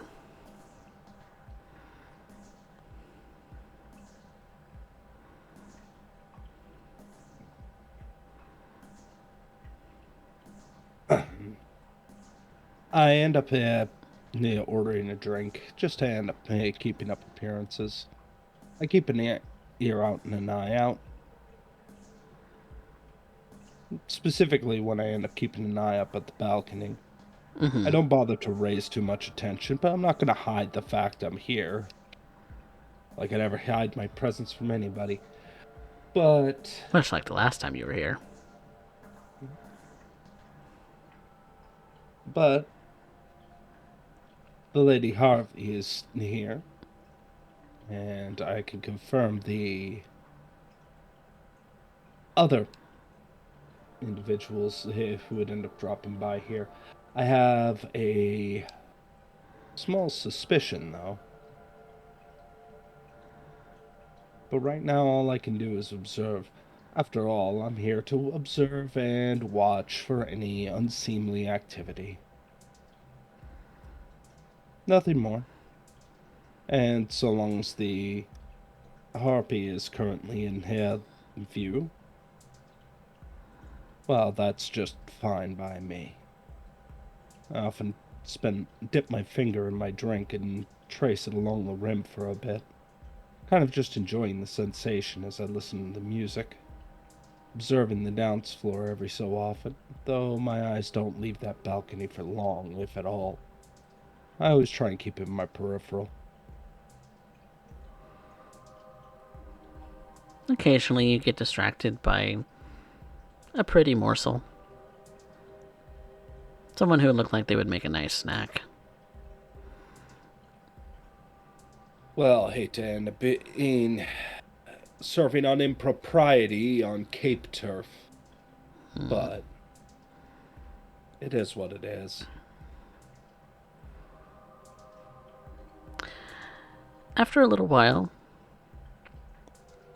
the club is kind of switching gears a little bit for the late nights. And things start to get a little more energy to them. Try and pep up the crowd, as it were. And you see that the bouncer leaves his post briefly to collect a couple of individuals. Well, I'm not here to cause a ruckus, so I'm going to end up keeping an eye. What are those individuals he's collecting? Because I didn't see him interact with anybody. I don't believe he has an earpiece or anything of the such, or at least that wasn't described to me. So, why did he suddenly get prompted to collect some individuals? And are of a particular note? They're very pretty. One gentleman, one woman, who don't seem to know each other, but seem to know this bouncer a little bit. They seem a little friendly with him. And then the three head upstairs.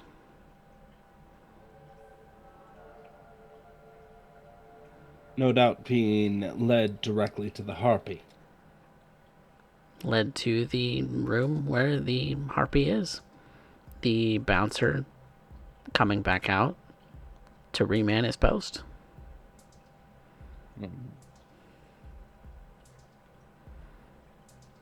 Always good to end up having it on tap. Is there anything in particular I might note of these individuals? Outside of just being beautiful, though that may be a notation unto itself. Maybe there's more to it. Blood type, relation, They don't seem to know each hair other. color, They're relation, blood type. She's kind of just going through the list of things. She's not unfamiliar with the concept of a picky eater.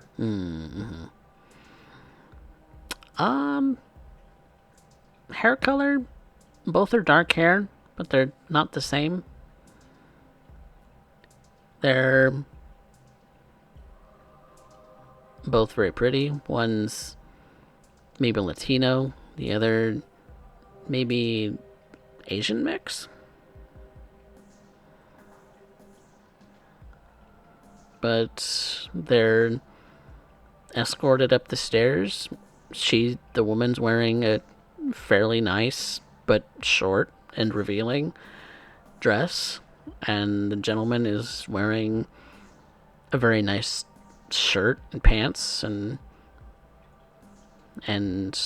that's appropriate for the club, but not too fantastic. It's not like he came in a pressed Armani suit. It's club wear.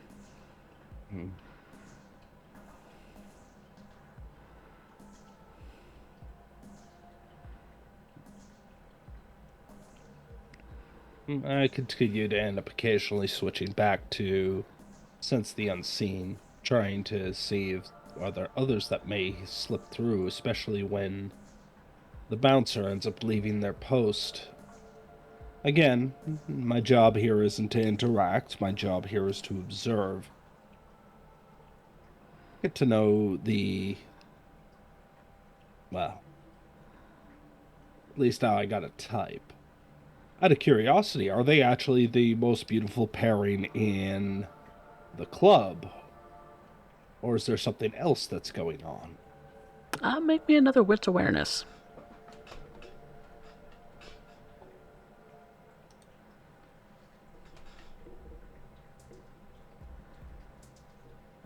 Great.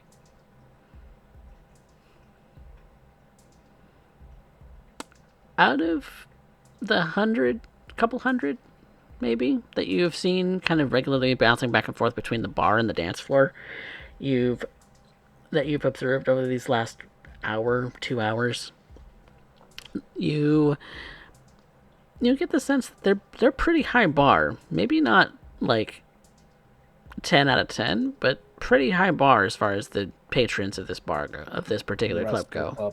Okay. The rest of the bar are probably somewhere around 7, 8. Where those two are probably a 9.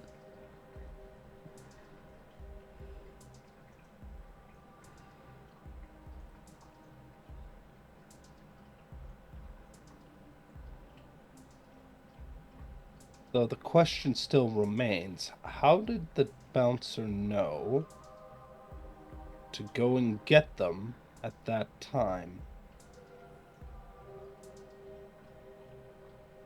Checks her watch, sees if it's the top of the hour or if there's...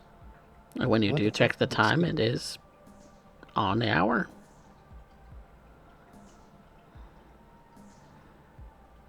That's interesting.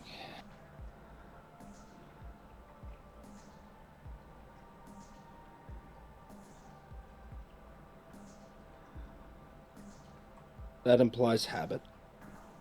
Okay. Preference for beautiful, wants top shelf. But doesn't seem to hunt for resonance specific. Not that you can tell.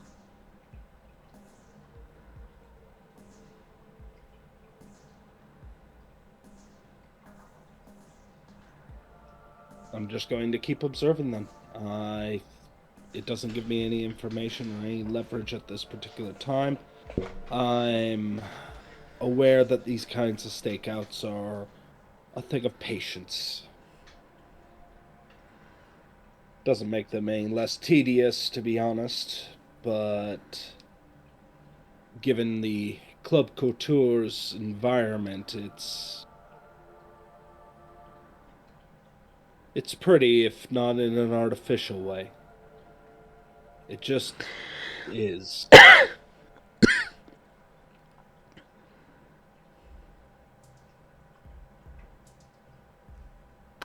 Through your observances, you see that the bouncer seems to check a phone. He's just checking messages, though, right? Looks like it. Doesn't look like he's answering it. It looks like he's more checking a message. I take a quick glance up. Would it happen to be that our dear Harpy is also on the phone at that time?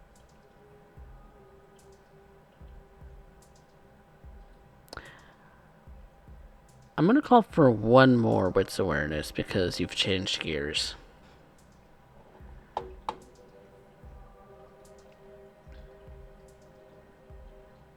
Ooh. Ooh. You catch it That out. is 7. You catch it out the corner of your eye. She's just stuffed a phone into her bra.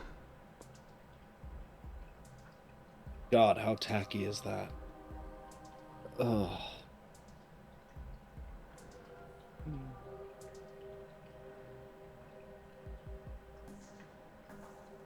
But she seems to be otherwise completely unaware of what's going on in the club at this exact moment. Do I understand that correctly? The harpy? Yes. She's not currently paying attention to it at the moment. From what you can tell, anyway.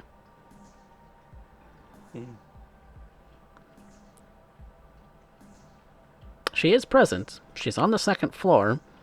She's kind of been sitting in a booth, in like a walled off kind of booth area that has windows. Much like the last time you were here. And Soundproof, just in case, up above where no one's paying attention, and dimly lit compared to the exotic dance floor that they currently have, which garners all the attention outside of the bars themselves. That about summarize it? mm-hmm.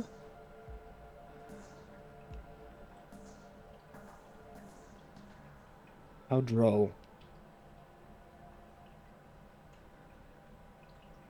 I keep an eye out.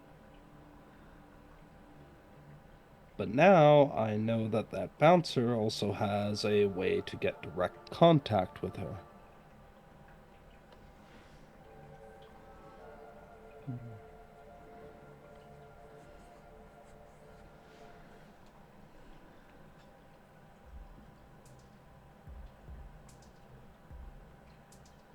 The minutes seem to drag on. You're either waiting to be kicked out, you're waiting to be called up. What exactly the message was about, you haven't a clue. You didn't see the message. I'm arguing with myself on whether I should end up trying to go for the gusto at this point, or just end up staying passive. Don't want to end up rattling the harpy. As far as I could tell, I'm the only one in my coterie who's actually in her good books. Hate to ruin that relationship, especially for somebody I'm supposed to be keeping an eye out for.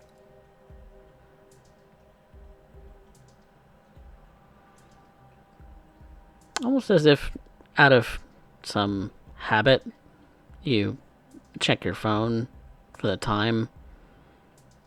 It's the top of the hour. You've been here about 3 hours now. And wouldn't you know, your bouncer friend comes over and stands next to you.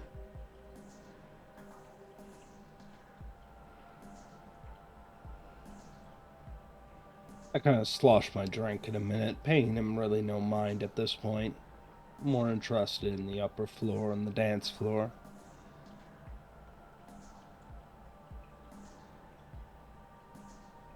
You might come in with me.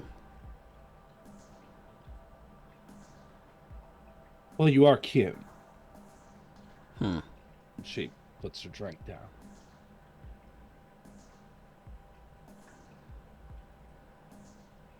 Don't think I caught your name, though.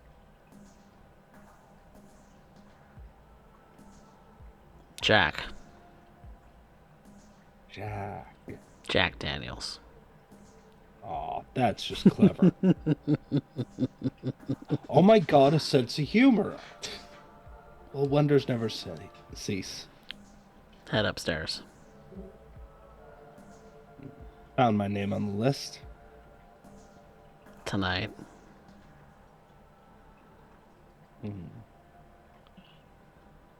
Wow. She hitches her arm out as though to be escorted.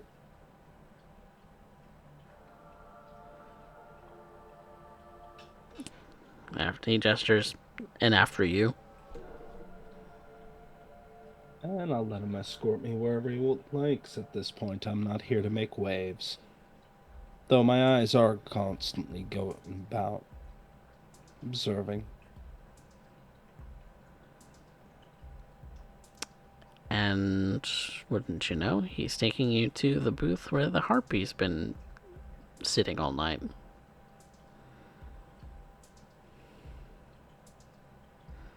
And she's already sent the two that she's taken upstairs, I'm presuming, away. They're long gone. Where they went, you didn't see.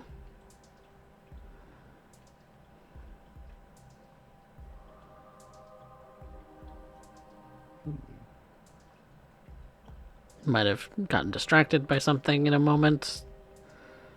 But Or she has a way out from up here. Well, who's to say? I believe that's my job. I end up walking it along with him before entering when I am approached.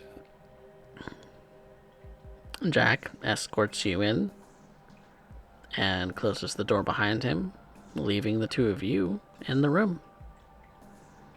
In this little soundproof room with plush and cushy sofas and tables and so many nice things. Is that real silverware?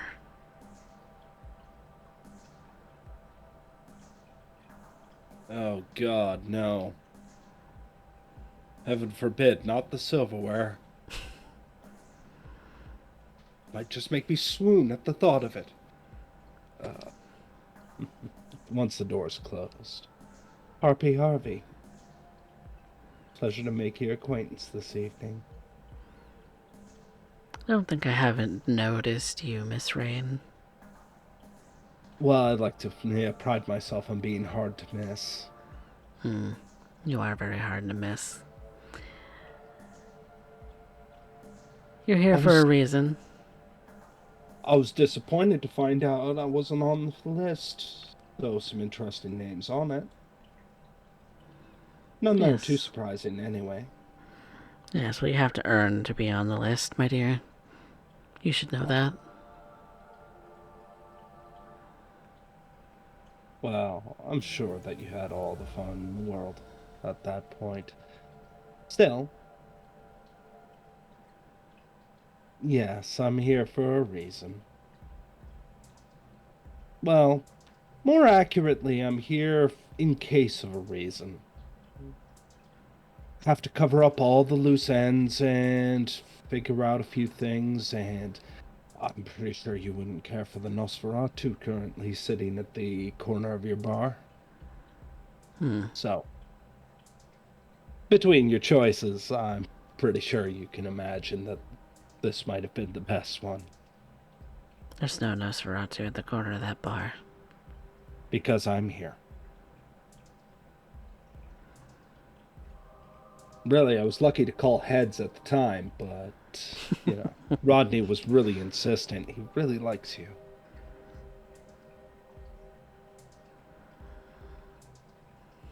What can you say? I'm a likable person.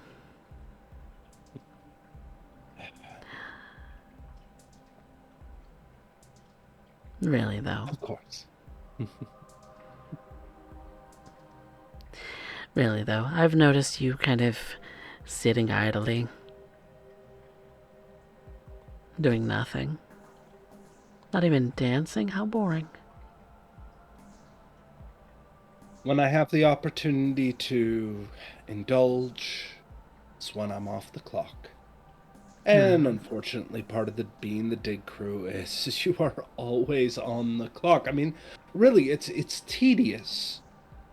I mean, just watching, being a fly on the wall. It's one of the most tedious things you can imagine. Oh, to save me from such boredom. Honestly, this conversation is the most refreshing thing I've ended up having all night. I'm sure. So how might I entertain the harpy this evening?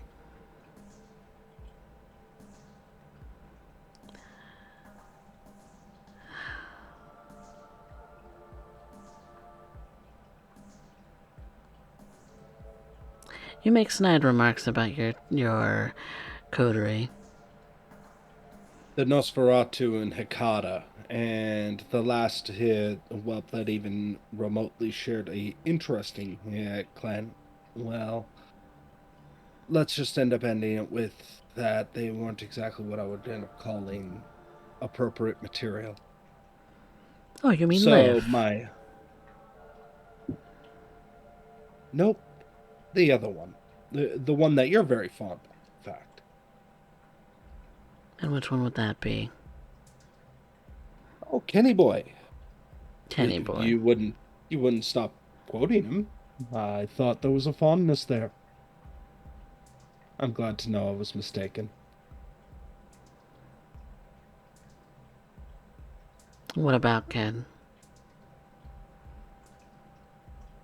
Well, Mr. Tanaka was the one who you were sourcing. It ended up getting a lot of people's attention, and honestly, it's been a myriad of headaches for myself. But, well. You mean about your incompetence? Oh, my incompetence. You wound me, Harvey. I thought we were on such good terms, you and I. Well, isn't it, though? Because, from what I can tell, you're doing a bang-up job. From what I can tell, you're needing to call in favors from elsewhere in order to even keep your own domain afloat. I don't think you were cut out for it. I think that you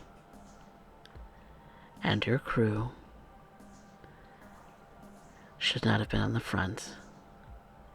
But that was not my decision to make. On that we agree. Not exactly a series of well-adjusted individuals. Honestly, I'm always on the wonder on what's going to happen next. But you did make an interesting point, and just consider it me putting us girls on the inside track here. Why do you think I'm here? If I owe such favors. I think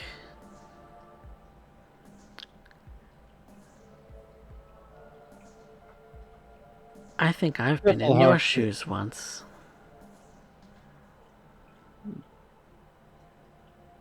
maybe twice, where I was given responsibility for something, maybe had to, oh, I don't know, wait patiently at a bar or a library or a university for hours on end, observing. Hmm? 'Cause I could tell you never took your eyes off me. The protection of the Camarilla and its members are of a highest priority. Of course. And us. I think you were doing, just now, what I've done in the past. Which is keep an eye on somebody that you have second thoughts about. Wouldn't be here much involved if I didn't have second thoughts at all times about everybody. It's healthy. Keeps you not dead. So the better question is why is it you? You've been in my position before. Please let me learn from experience. I think I would rather hear you tell the tale. Well, let's put a few pieces together. Together, right? Go over some notes. Just be mindful of who it is you accuse. Oh, I'm not accusing anybody of anything. I'm just putting pieces together, and you tell me on how you think this shakes out. We required to do a lot of odd jobs for a lot of different individuals in order to end up helping a lot of other individuals in very prominent and less so hid locations. We have a socialite, and right now the prince has ended up asking that we end up checking all avenues. Now, I have no doubt that you know that we've spent more than a few nights around sheriffs and hounds. And we are in owing of such sorts of individuals. So why would I be here knowing that that's the company I'm forced to keep?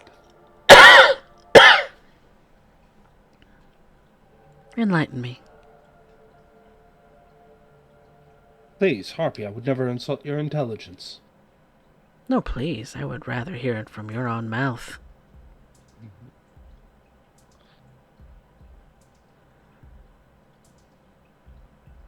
There's not an unlikely chance that somebody is telling something to someone, and that someone is high enough that they're not being paid attention to.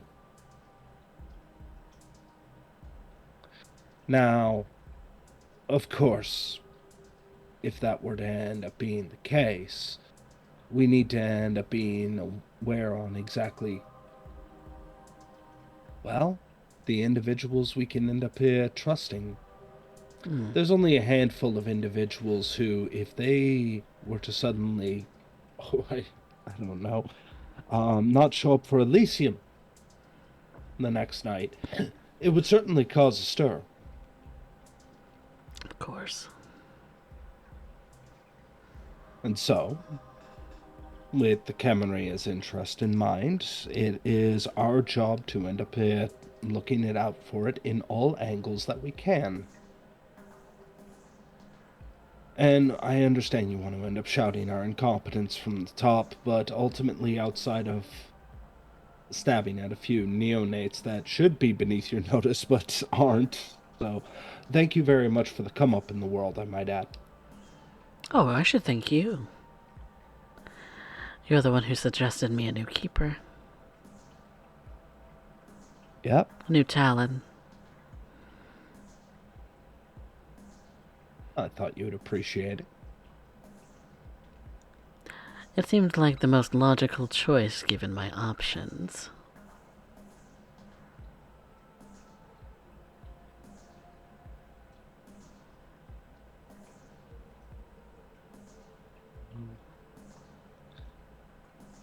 It also ends up helping when you end up taking a look at, well, who she's now associated with.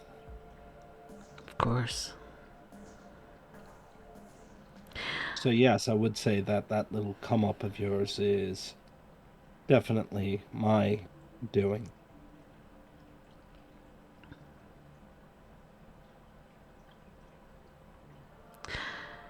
But also, try not to fall so hard. Because the higher you climb, the easier it is to fall if you don't have great support. Probably.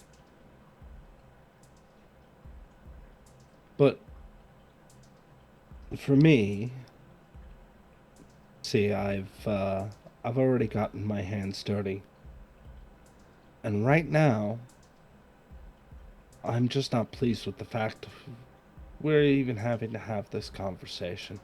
Honestly, I think that you're bitter about particular situations. Who wouldn't be, of course, with the Anarchs currently running roughshod all over, just over yonder, and also ends up causing the sheriff no end of headaches, the hounds having to chase, well, sometimes nights seem to be their own tails, and of course yourself, well, you, much like everybody, just need a win. But what indeed do I have to be bitter about, Miss Rain? That if this whole state continues, there won't be much of left. I completely agree.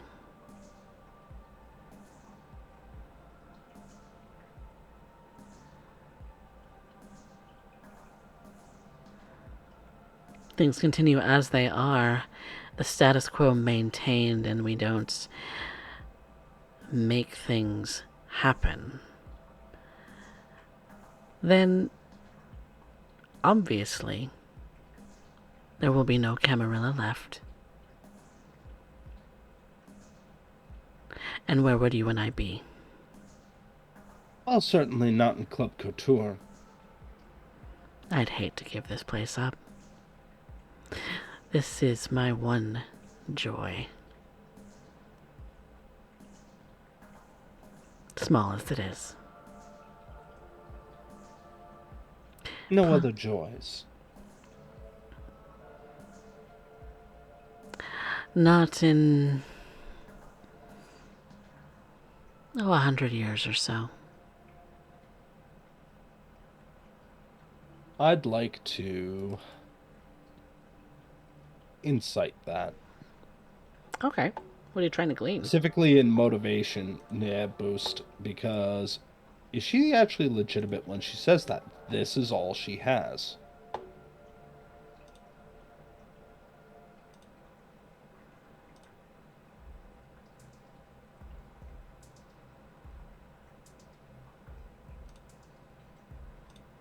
I gotta willpower it because out of 6 dice, I only got 1 success. Ooh, 4 successes. that's Okay. 4 on a crit. Okay. Only rolled 2 dice being positive on, what was that? 9, but... Mm-hmm. If you had to guess,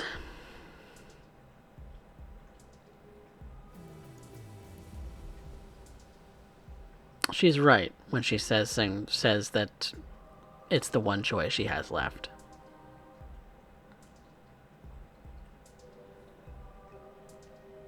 You have a suspicion that she chose her keeper and Talon for the reasons that she did? But why she would choose a Malkavian over another Toreador? That's a little weird. That she would rather do that? Options. Harvey, I almost feel bad. About what, exactly?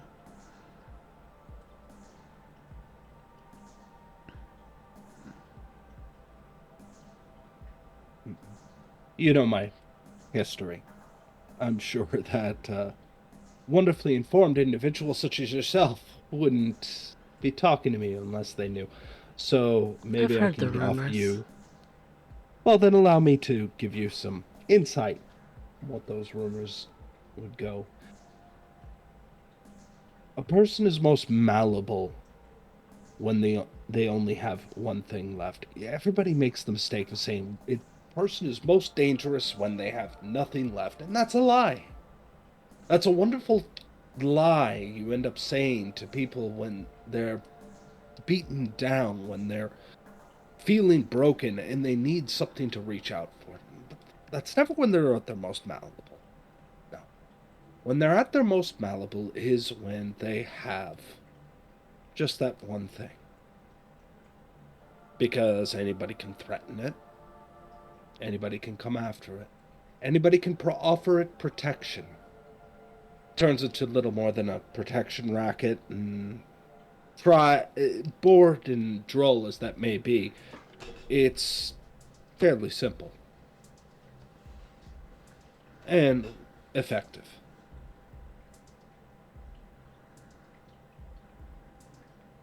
And if I were looking for somebody who may be more pliable, well, I'd be looking for somebody who's trying to cling on desperately to that one last thing.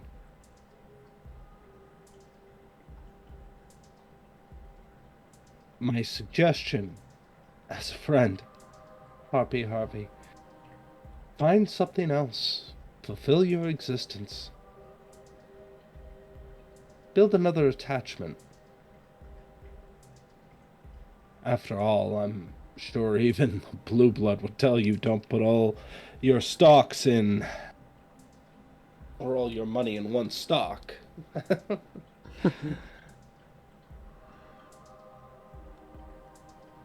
After all, it's... well, And she gets up from her seat and starts approaching you. Getting really close.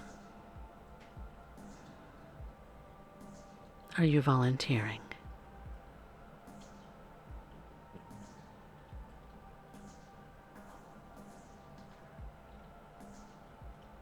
I would, but if we ended up having fun time, your phone would fall out. That wasn't what I was suggesting.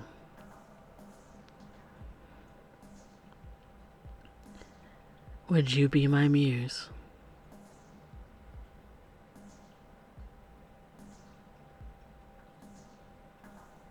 Now, that is an interesting question. That's a simple answer.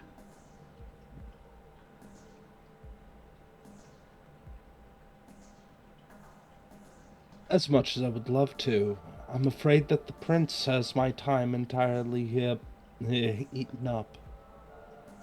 As it should. Good answer.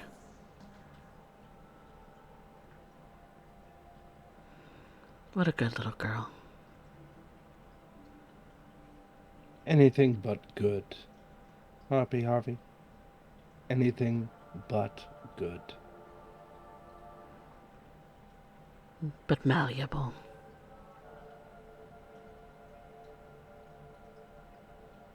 You may leave.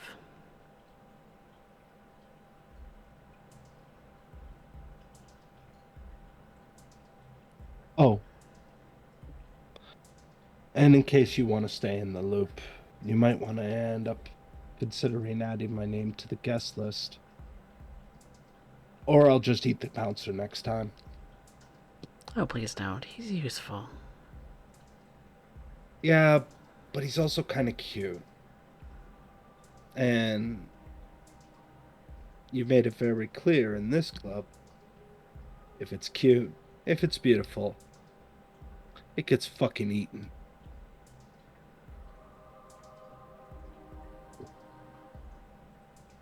Maybe you should keep that in mind.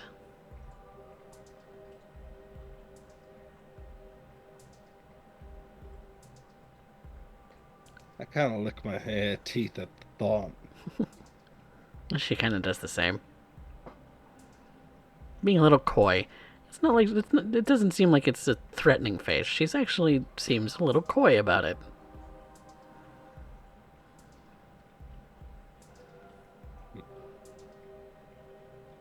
Well, we'll have to share dinner at some point.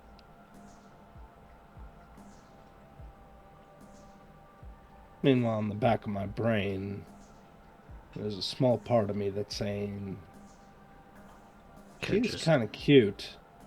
Could just eat her.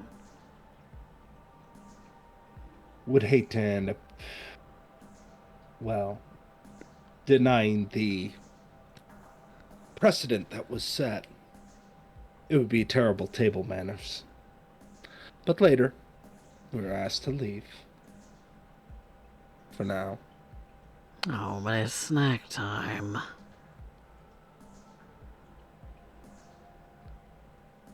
Wow. There was that bouncer. There was that bouncer.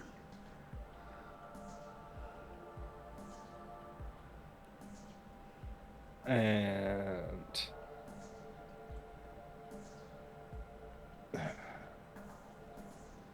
I am going to go down the steps. Mm-hmm. And I am going to grab hold of his hand and said, Miss Harvey said you and me should go someplace private. That's a manipulation subterfuge, my friend.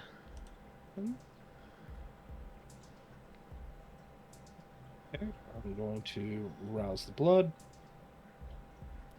Oh, you're very, very hungry, Miss Rain. Yep. All this playing at being Camarilla is being very taxing.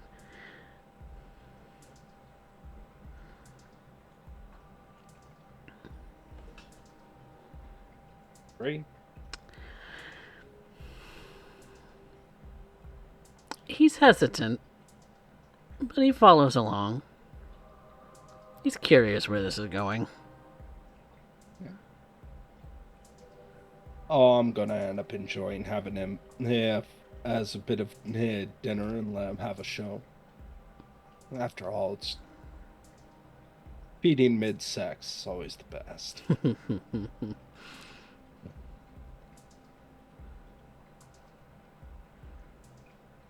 Okay. Yeah. Okay.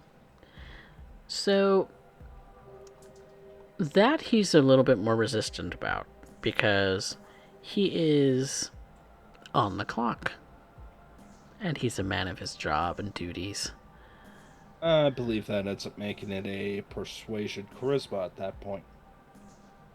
I believe it'll be a manipulation persuasion because this would be technically a feeding for sirens.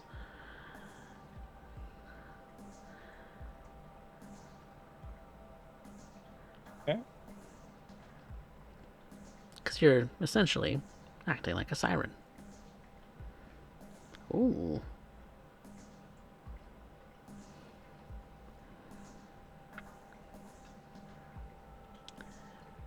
He's like putty.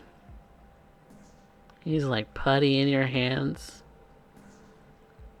He quickly resigns himself to that which you desire. And you are able to feed. Now, what hunger are you at, my dear? 3. Only 3. Okay. So you are composed enough to control your feeding. How much do you take? I'm gonna take 2. I'm also going to be a little aggressive with it because I like my time aggressive. And when he's half out of it, I'm going to take his phone, open it up to the text, read through them real quick while he's still in a daze. Mm-hmm. And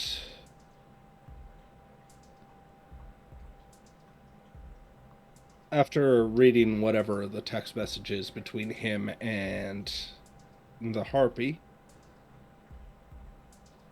Are you looking for anything specific? Scrolling for the past, maybe 10 seconds of scrolling anything that has in mind. He's gonna be half out of it for a little bit. And I like leaving people with a little bit of a mystery. The most recent text is for him to usher in a woman matching your description, not using your name or anything. And a couple texts before that are indications that that what she's looking for, prior to the time that the two individuals that went up did, and at what time she wanted them. I am going to scroll over to the bottom and send the text. A eggplant kissy face. Heart XXOOXXOO. And just slip it back into his pocket and start walking out. Somewhere off in the distance, a harpy gets a text message, looks at the emojis on the screen, and is perplexed.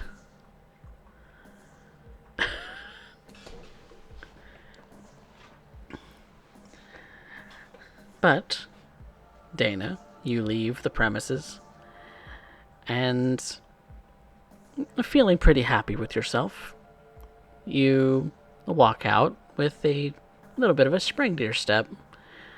One might even say that you're in a good mood. Look, just because I left the Anarchs doesn't mean I don't get a small bit of joy each time I get to fuck with a cape. Every time I get to fuck with a cape. Fair enough. Malice was doing some rounds, and that took up a good chunk of his time. What were you doing again after that, my good sir? To check to see the rental companies in the Flowwood. Oh, you were checking the with the animal control contact. Yes. Okay. So you're establishing contact with them. They're getting to know you, kind of understand who it is that referred you to them, and they're reluctant to meet, but that's not to say that there can't be a blossoming relationship that comes out of this. But you go to the you start kind of looking at a map, figuring out where the truck rental places are for that are nearby the Flowwood. You find that there are a couple. There's only really a couple. There's nothing of any particular note. They're chain, run of the mill kind of shops, it looks like, and they're kind of based out of a couple of a couple of like gas stations or things like that where that's something that you can pick up. But Right. So what is your intention in looking those up in the moment? The closest one to my haven on the river, I would like to visit. Okay.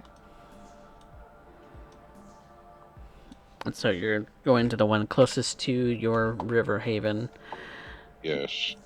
which is only a couple of miles down. It's not terribly far. Um,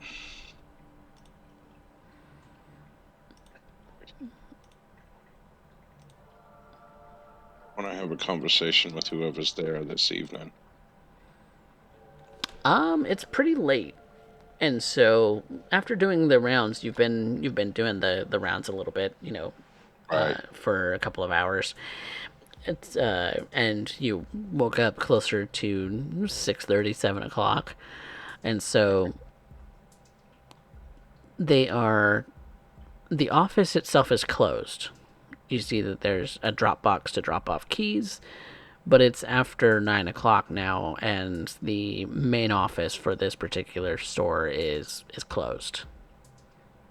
Is it still attached to the gas station like the others, or is this a separate? The gas station nearby is still open, but it looks like the office is usually it's a pretty small office. It's usually looks like it's manned by like one person who might be there, full time. But I'll make. I'll make my way to the gas station. You said it's not far away. yeah, See it's if like I can have on a the same. conversation with the attendant. Yeah, it's on the same corner, so you can have a conversation with the attendant. What do you bring up to them? I want to ask if he's noticed or heard anything about there being a string of thefts from these rentals from the rental place next door. Not from the rental place next door. The guy who works there. He's a buddy of mine. He would have said something.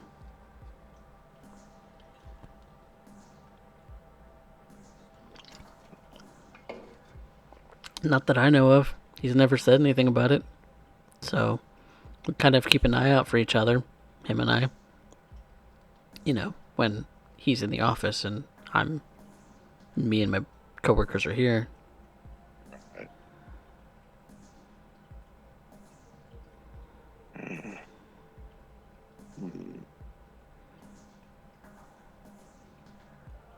Were you wanting to rent a truck? I'm looking into it. How much does a rental go for? And he'll It's give you the generally by day, right? yeah, he'll go over the pricing and let you know what the pricing is, like he knows the business, because it's likely he's had those questions come up a couple of times, so Yeah. he knows them. So he gives you the pricing at, it's like a buy a day with some mileage and that sort of thing. Fill up the tank Right. where it was, so you don't get charged for gas or whatever. Okay. Uh, this part seems like a bust. Uh,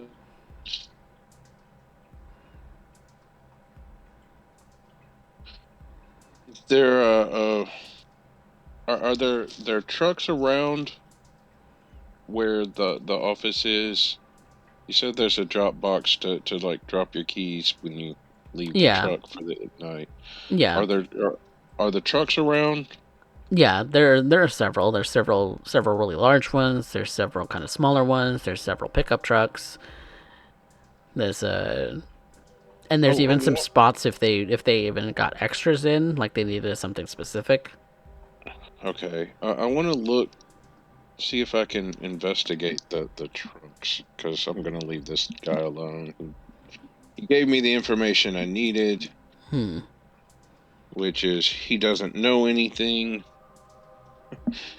but unless there's a gate that I have to climb or anything, I want to check out the trucks. No, doesn't seem that there's a gate. Anything roughly the size of what was used for the ball, for the solstice ball, or Yeah, the there's one van that size. size. Okay, I want to check out this van. See if there's anything that sticks out. The I will also point out that this particular parking lot, does have some very bright overhead lights. So, okay. just to make you aware of that for the scene. I'm not trying to steal anything. I'm just trying to check it out. Just making you aware that that's what your vision's like, and that's what Good. any potential security might see. So, Yeah, I'm not doing anything. Just checking out the truck. Like I said, the roughly the size of the one used for the ball, and if there's any that look like they're about the size of a standard van. there's both. Just check, There's both here. just investigating them, see if there's anything unusual about them, on them, around them, anything that seems out of place. Anything seems out of place. Then give me a. Since you're probably pretty certain if you stay very long, you're going to look suspicious, I'm going to make this Yeah. a wits investigation. Because it's got to be quick. Okay. Okay. 2, 3, It's not like 4 you. successes. Okay, okay. So you go looking at the couple of vans, or a couple of trucks that are about the size that the same size that the at the solstice ball that the vessels were being loaded into. You kind of give it a once over, a brief kind of look over with the with the light that you have here. It's pretty easy to see. It has the markings, or the labeling of the company. It has out of state license plates, but that's not unusual. It has the doors are of course locked. The nothing about the two trucks seems all that out of the ordinary. It's unusual that when you go to the van that it has Mississippi license plates for once, and not something from out of state. And so you kind of chuckle at that a little bit, and because that's a little bit of an oddity, but not terribly so. And you notice that one as well has the iconography of the company. It has the it has the standard trappings of a standard van. It can It's about as long as the pickup trucks that they offer, and has the benefit of a cover on top, and so nothing particularly stands out on the exterior that's out of the ordinary. Okay. Do I see a sign anywhere that tells me the hours of operation, like what time this guy generally closes? Looks like you might have just missed him because he closed at 8:30. Okay.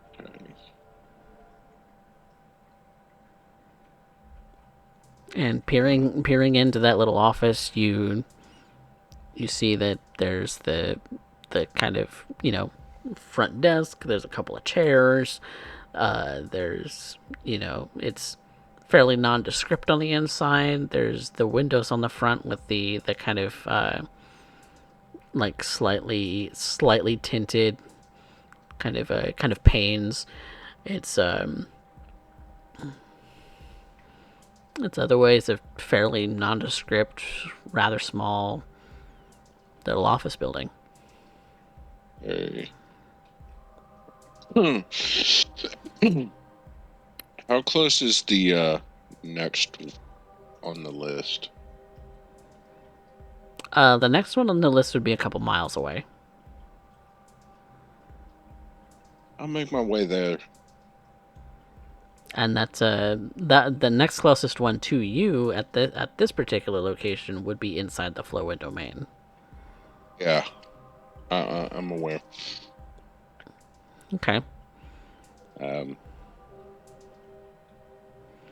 So I'm gonna call for a composure stealth. Oh, lovely. Composure stealth. Yes, because you're supposed to look like every other driver. All right. It's not a high difficulty, but don't fail. I don't normally plan on failing. Okay. 3 successes? Okay, that works. You are just like every other driver. Going by this particular place. This one, again, is closed. It is after hours. It is much like the other one, except it's a bigger lot. It's got a couple of intermediate sizes. It's got kind of a wider range of different utilities like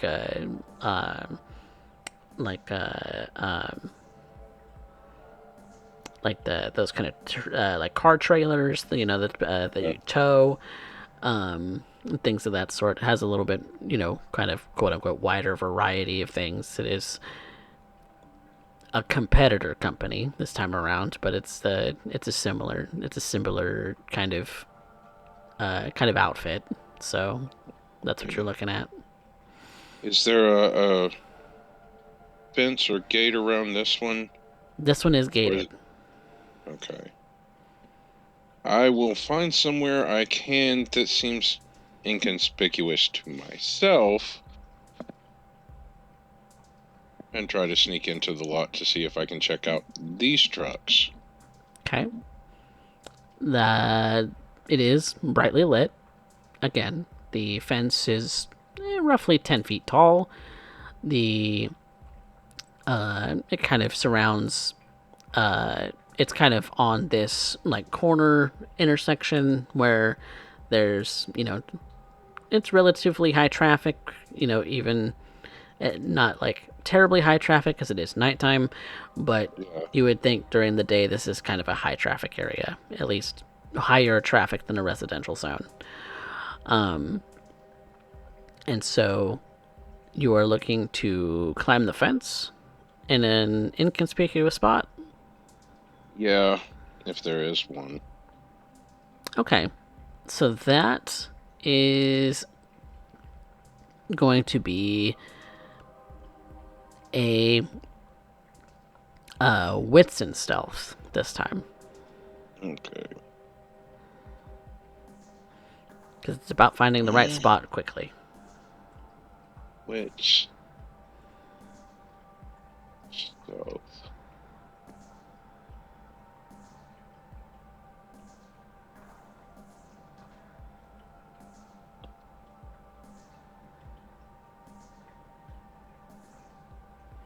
Five critical. Whoa. Whoa. Thankfully, there's only one blood die, and it's a 9.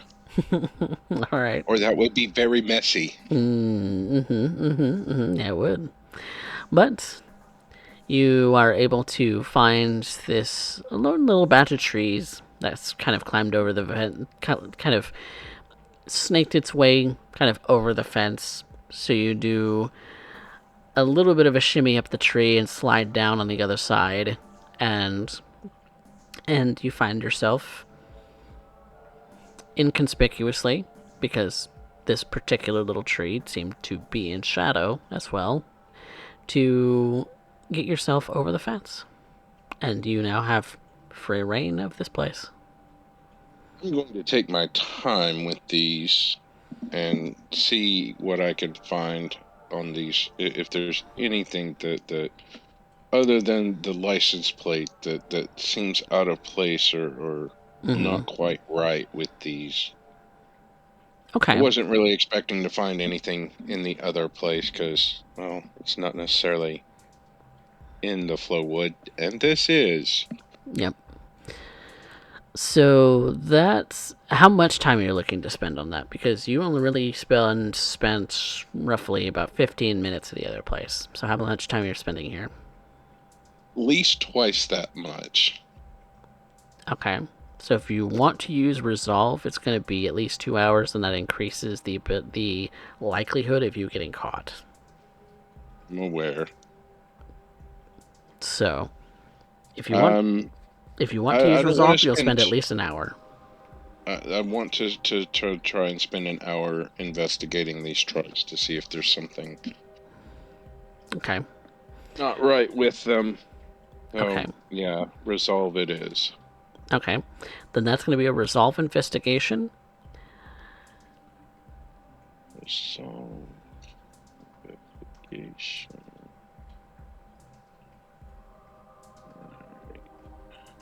That we can do.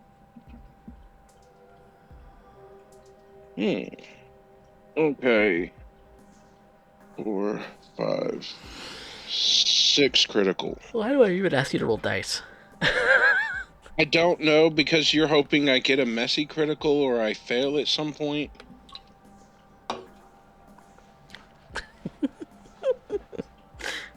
I mean, that would be fun, but sure. 6 critical. So, Yeah. you start going through. You take a look at the bigger trucks and the vans first, but then you start going to the smaller trucks. Most of them, pretty standard, pretty ordinary. There's nothing of any importance about them. They're the same as the other place. It's just that they were for a different company. And you kind of scratching your head a little bit, kind of thinking to yourself, there's got to be, something here. There's like, what am I missing? And you absent-mindedly turn to face the building, the one side of the building that's accessible to you. Yeah. You catch something in your eye, and you go towards the building itself, and it's small. You had to. It's almost like you blinked and it was there, and you blinked and it wasn't. But then when you get closer, you find that there is indeed a mark on this side of the building, and it's similar to other Anarch markings that you have seen.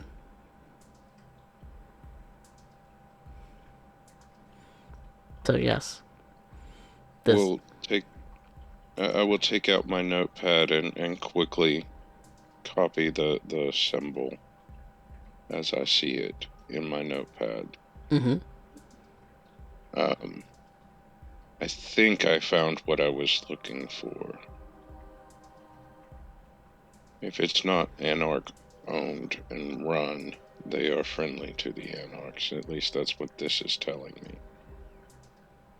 You definitely can tell that there's a presence here at the very least, because it's similar to other markings that you've seen in other locations that they have more or less staked a claim on.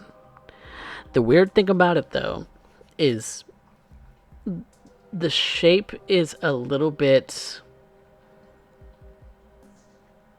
It's done in pen, like a felt tip or like a permanent marker kind of pen.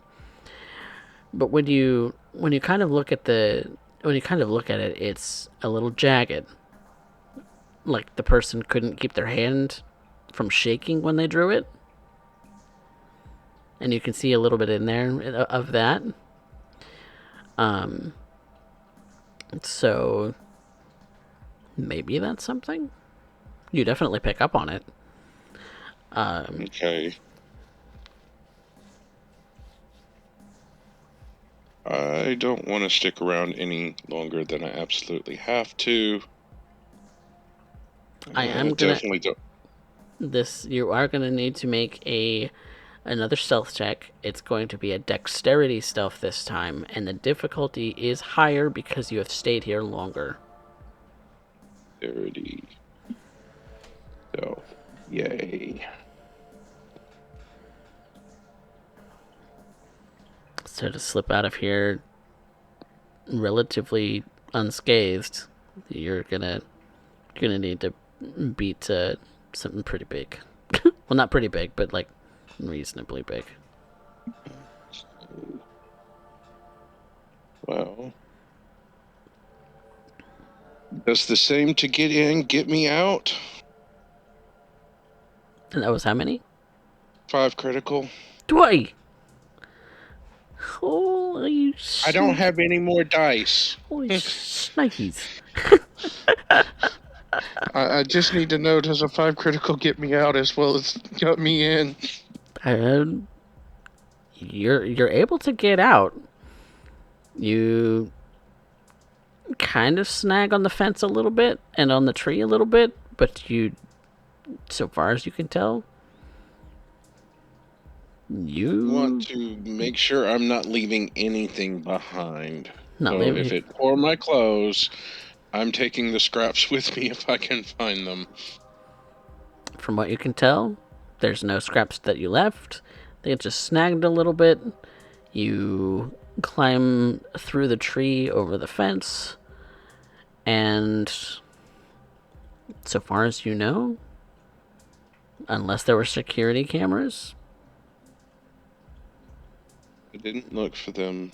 I'm not going to look for them. When I get back to my car, I want to do a premonition to see if this ties into what I think it does, or if this somehow leads back to me and my demise. Okay. So you're able to get back to your car. You get yourself to a safe spot where you feel like you can lose yourself in the void for a moment to get that premonition. Yeah. And in a safe space, possibly at your river haven, you open your mind to that which is, which was, and that which could possibly be. So roll me your premonition.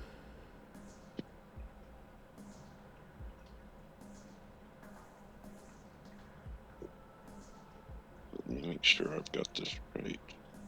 I believe it is resolve aspects. It is, yes. Okay. 1, 2, 3,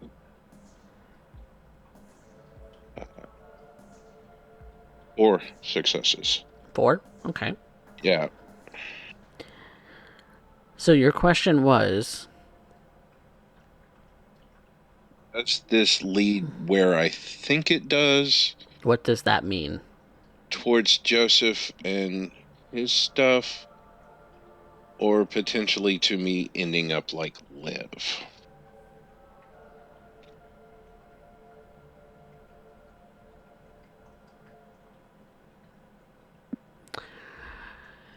You open up your mind to possibilities.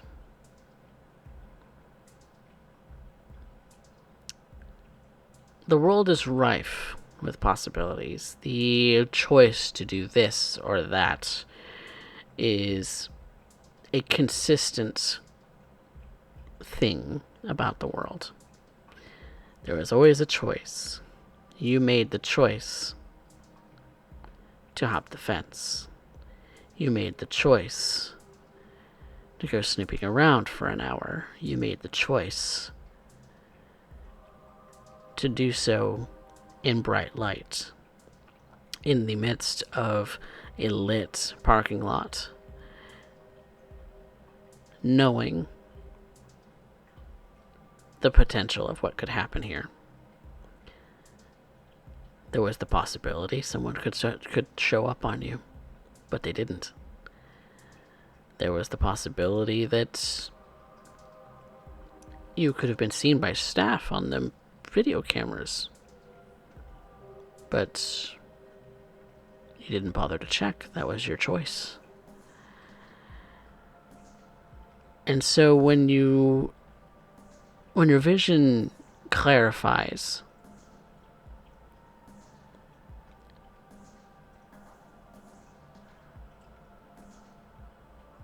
it shows you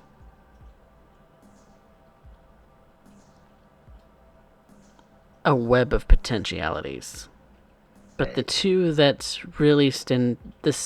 stand in front of you, there is a fork.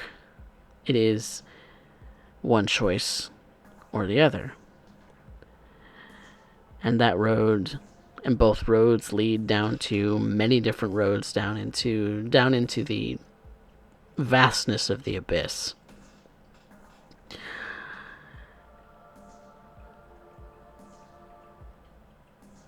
One leads to Joseph.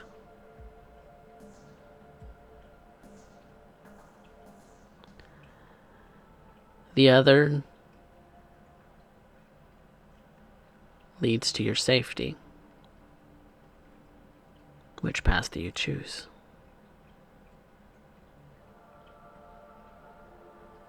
Do you survive the oncoming war? Or do you stand resolute with the Camarilla and destroy Joseph? That's the choice I have. That's the choice I have to make. That is what you see in your premonition. That's what I'm asking. Is that the choice? Is that what leads one way or the other? Is this choice? There is a branching path before you. And one leads to Joseph. The other leads to your survival. A guaranteed survival. What do you choose? That is the question that the void has posed to you, and that is when your vision comes back to you.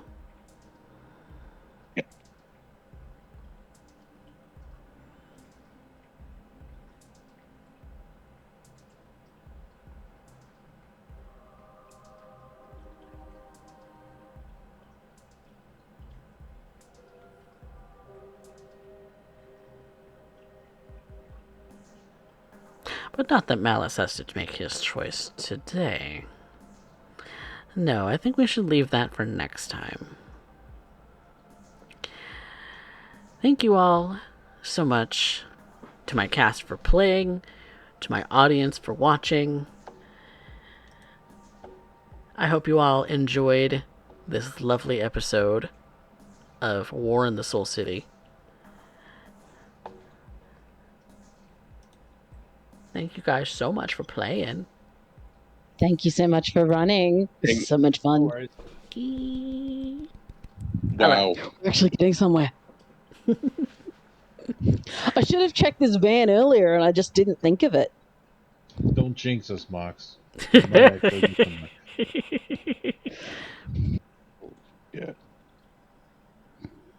Good night knowing you guys.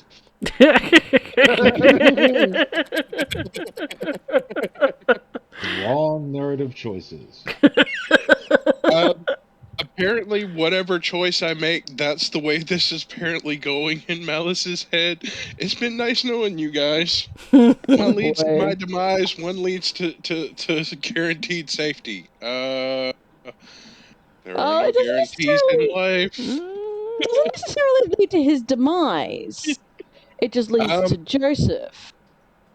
So Malice knows if he takes Joseph out, that leads to his demise as well. Malice has known this for a long time. And given that is his ambition, what do you think he's going to choose? Like I said, Fair. you don't have to choose now. You can choose next time. No, we don't. I get a little while to think about this, but damn it. Oh, kitty. BB. No, baby. BB. Aw. But I'm yes, Alice. thank you all so much for Oh, that's watching. Mercy. She's so Can't see cute. the paws. I appreciate you all for dropping by. Thank you, Maddie from the Hero Zone for the raid from earlier, and of course Derek for raiding into us earlier too. And we definitely I'm sorry I was off my game tonight, Coffee. no, don't fret about it because you've been sick for the last 2 weeks, 3 weeks, and so I imagine that getting back in the groove of everything is going to be a little bit of a rocky road. So don't beat yourself up about it. I'm just glad that there were some clues. I'm sorry to rush this, but can we get through to the voting so that I can run away? Yes. So let's do some experience really quick, and then we can jump into other things. We can resolve stains after experience then, because Rodney, you do have stains to manage too. Yeah. It's just I've got some stuff that I've got to do this afternoon before Okay. my partner leaves. If you want to So quickly roll your remorse, and we'll get straight into right. That's a thing. I do believe experience. I'm rolling 1 remorse dice. Oh. And I lose some. Oh, Rodney, you poor You bee. done lost humanity? What? Rodney done lost humanity. Poor baby Rip. I gotta give you the Voldemort hug at this point. Oh. Rodney. She had to die. She saw his face. I'm gonna make There this is a fairly short. no Also, choice there for him. He fucked up, and she died for it. Oh well, it happens. Keep sending business my way. I'm gonna make a quick poll. It's only gonna be like a 3-minute poll. I guess Black Wolf already got to it. Never mind. I was gonna make it fairly short, but yeah, let's talk about experience, y'all. So everybody gets one for showing up. Woo! Yeah. Nice. And then, much like we always do, let's talk about who moved the plot and who had the best scene and who had our best line for the night. So, who moved plot? I'm gonna throw Malice out for that. I was gonna do Rodney for that. Oh, for Rodney. Yep. Oh, jeez. Because I think we all moved it in some way or another. Oh, I didn't. You moved. No, I didn't. No, don't blow smoke up my ass, man. I know exactly where I'm at. If I move the plot, I assure you I will take that experience. Do not even think about throwing that. Yeah, I the think reason- me and Rodney with the van, and then Malice with his discovery were probably the two. So, are we 50-50 it between Rodney and Malice? I said Malice, but that's me. Say Rodney. That's me. It sounds like it's split. What's your vote, Derek? I don't know. Mine ends up having to end up going to Rodney at that point. Rodney, okay. And Mother, what's your vote? Yeah, we'll have to go with Rodney, I think. All right, Rodney it is. Rodney, Thank you. are plot mover today. Thank you. Who had our best scene? I was going to say Dana. With the harpy. That has so many. That was so good. I kind of say Rodney with his little emotional moment over Liv.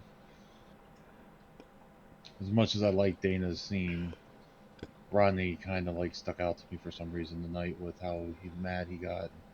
He doesn't normally act like that.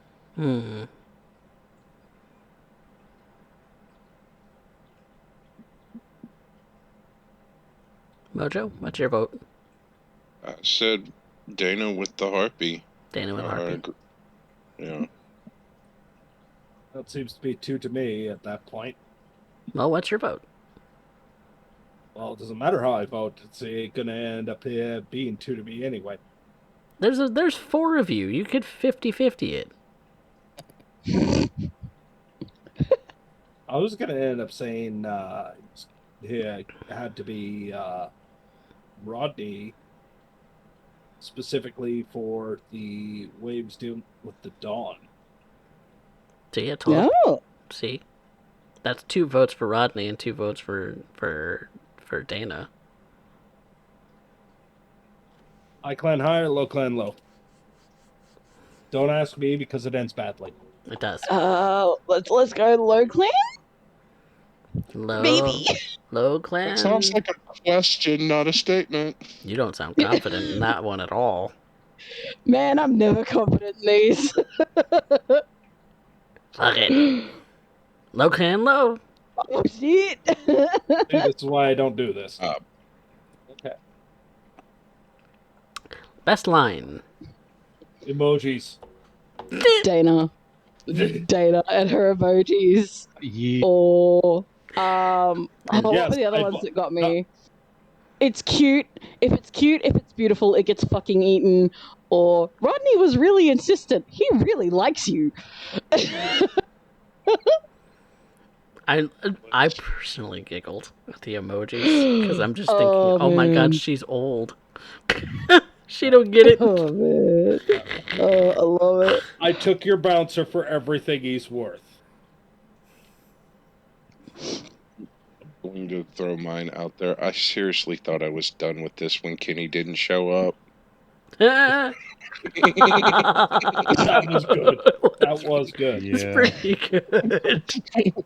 Like I said, if it wasn't for the emoji bit, which just like this is being cheeky as all fuck to the harpy. That's I 'cause gotta. As much as I want to give it to the Malice or Mojo, the emoji bit was it just the implication of this old ass vampire trying to figure out what the hell this means. because that's the image that went It's just Yuri. straight in my head is that, you know, exactly that. Harpy Harvey gets this text message. It's just a bunch of pictures. She doesn't get it. It's another Urian Doyle moment with yeet. Yes. Like, that's exactly what this is. What does he eat? You want this yeet. She foreshadowed it. You're cute. Or Urian's moment with IKEA. Like, it's the same sort of situation. What is IKEA and how may we use this to benefit our domain? Furniture. Cheap and stylish furniture, that's how. And everybody loves the You know Swedish what the people. worst part is? You know what the worst part is? If I ever guest appear at another location with using Durian, he's going to come in as Josh, and he's going to end up having his base of operations, all of his income and everything, based on the new IKEA that just came up. Yes. I own an IKEA. I'm so glad Velda introduced him to that concept. No, because of course he would figure out a way to end up using it. It's his way of infiltrating city. It's like, are you fucking kidding? We said it as a joke. We didn't expect you to actually come up with it. Sorry, of course forgot he's who I gonna was use it. dealing You with. forgot who you were dealing with, Mr. Derek. Oh my forgot. god. Yeah, should have saw that coming. Somebody put IKEA on the board. Of course, Urian's gonna use it. God damn. Of course he is. Why? Of course he is. Because he's Urian Doyle. Because he's Marius Calhoun. We joke about, you know, the fact that this is a prequel story, so... So what was the decision on that? The emojis? I think Dana won that one. Dana on the emojis. Yep. Okay. Rodney gets the audience. Ooh, Wow. Rodney gets the audience vote. Ravenstar, thank you so much for 2,000 channel points dedicated to that. Yep. And So who won that? For all of you subscribers, we do have a yeet emote if you want to spam that in the chat. So Rodney won that. Thank you, guys. I love you all. Yes. Thank you all so much for coming by and watching our fun little VTM game, and all of that jazz. I have been. I have an expenditure. Oh, what you spending on? I am spending 15 to get Auspex 3 for Scry the Soul. Oh, hell yeah. Get it. Nice. Get it, girl. I will fix overlays because mother's box still says Ken on there. I have to be reminded of Ken every time I look at your screen. You poor bastard. I will do what I can to update the overlay. But I still need to make a piece for Virgil. Yep, I still need to put a token in for Virgil, but I'm gonna work on that here. When I get a chance, because I'm butts Well, the tired. fact he's got this shadows over Innsmouth look. I love Virgil. I think he's great. So I look forward to more of this beautiful Nosferatu, and just how he looks just unnerving, and not necessarily very deformed, creepy. just a little creepy. He's just a little creep show. Yeah. Maybe with sheep's eyes. That's really the only deformity that I see on him a little bit. But It's the eyes and the mouth for me together, like in that picture, that get me. let me just put this picture in the front here on the layer, because look at this man. Because look at him. He's great. Gotta love him. Because look at that face. Look at that beautiful face. I don't mean to close it off too early, but Mox has got to go. Yeah, I do have to run. Mox has got to run, but I love you guys. All the love. And Derek is going to be doing more art, hopefully tomorrow. So be on the lookout for that. How we're feeling. Well, seeing how we're feeling, if at all possible, I'm possibly going to do an art stream tomorrow too. I don't know what I'm going to do yet, but I'm either going to base minis, or I'm going to work on overlays, or I'm going to do whatever bullshit I have. You will do something. I will do something artistic. But God, yes, we're all in Fury and Doyle mode now. He just infects everything. he really does. He really does. But thank you all so much for watching, and be sure to get over to YouTube in that, because we have all the VODs over there. So do that. But in the meantime, stay tuned for more VTM from Derek, hopefully on Sunday, and for more art and stuff from everybody else here. So say goodnight, everybody.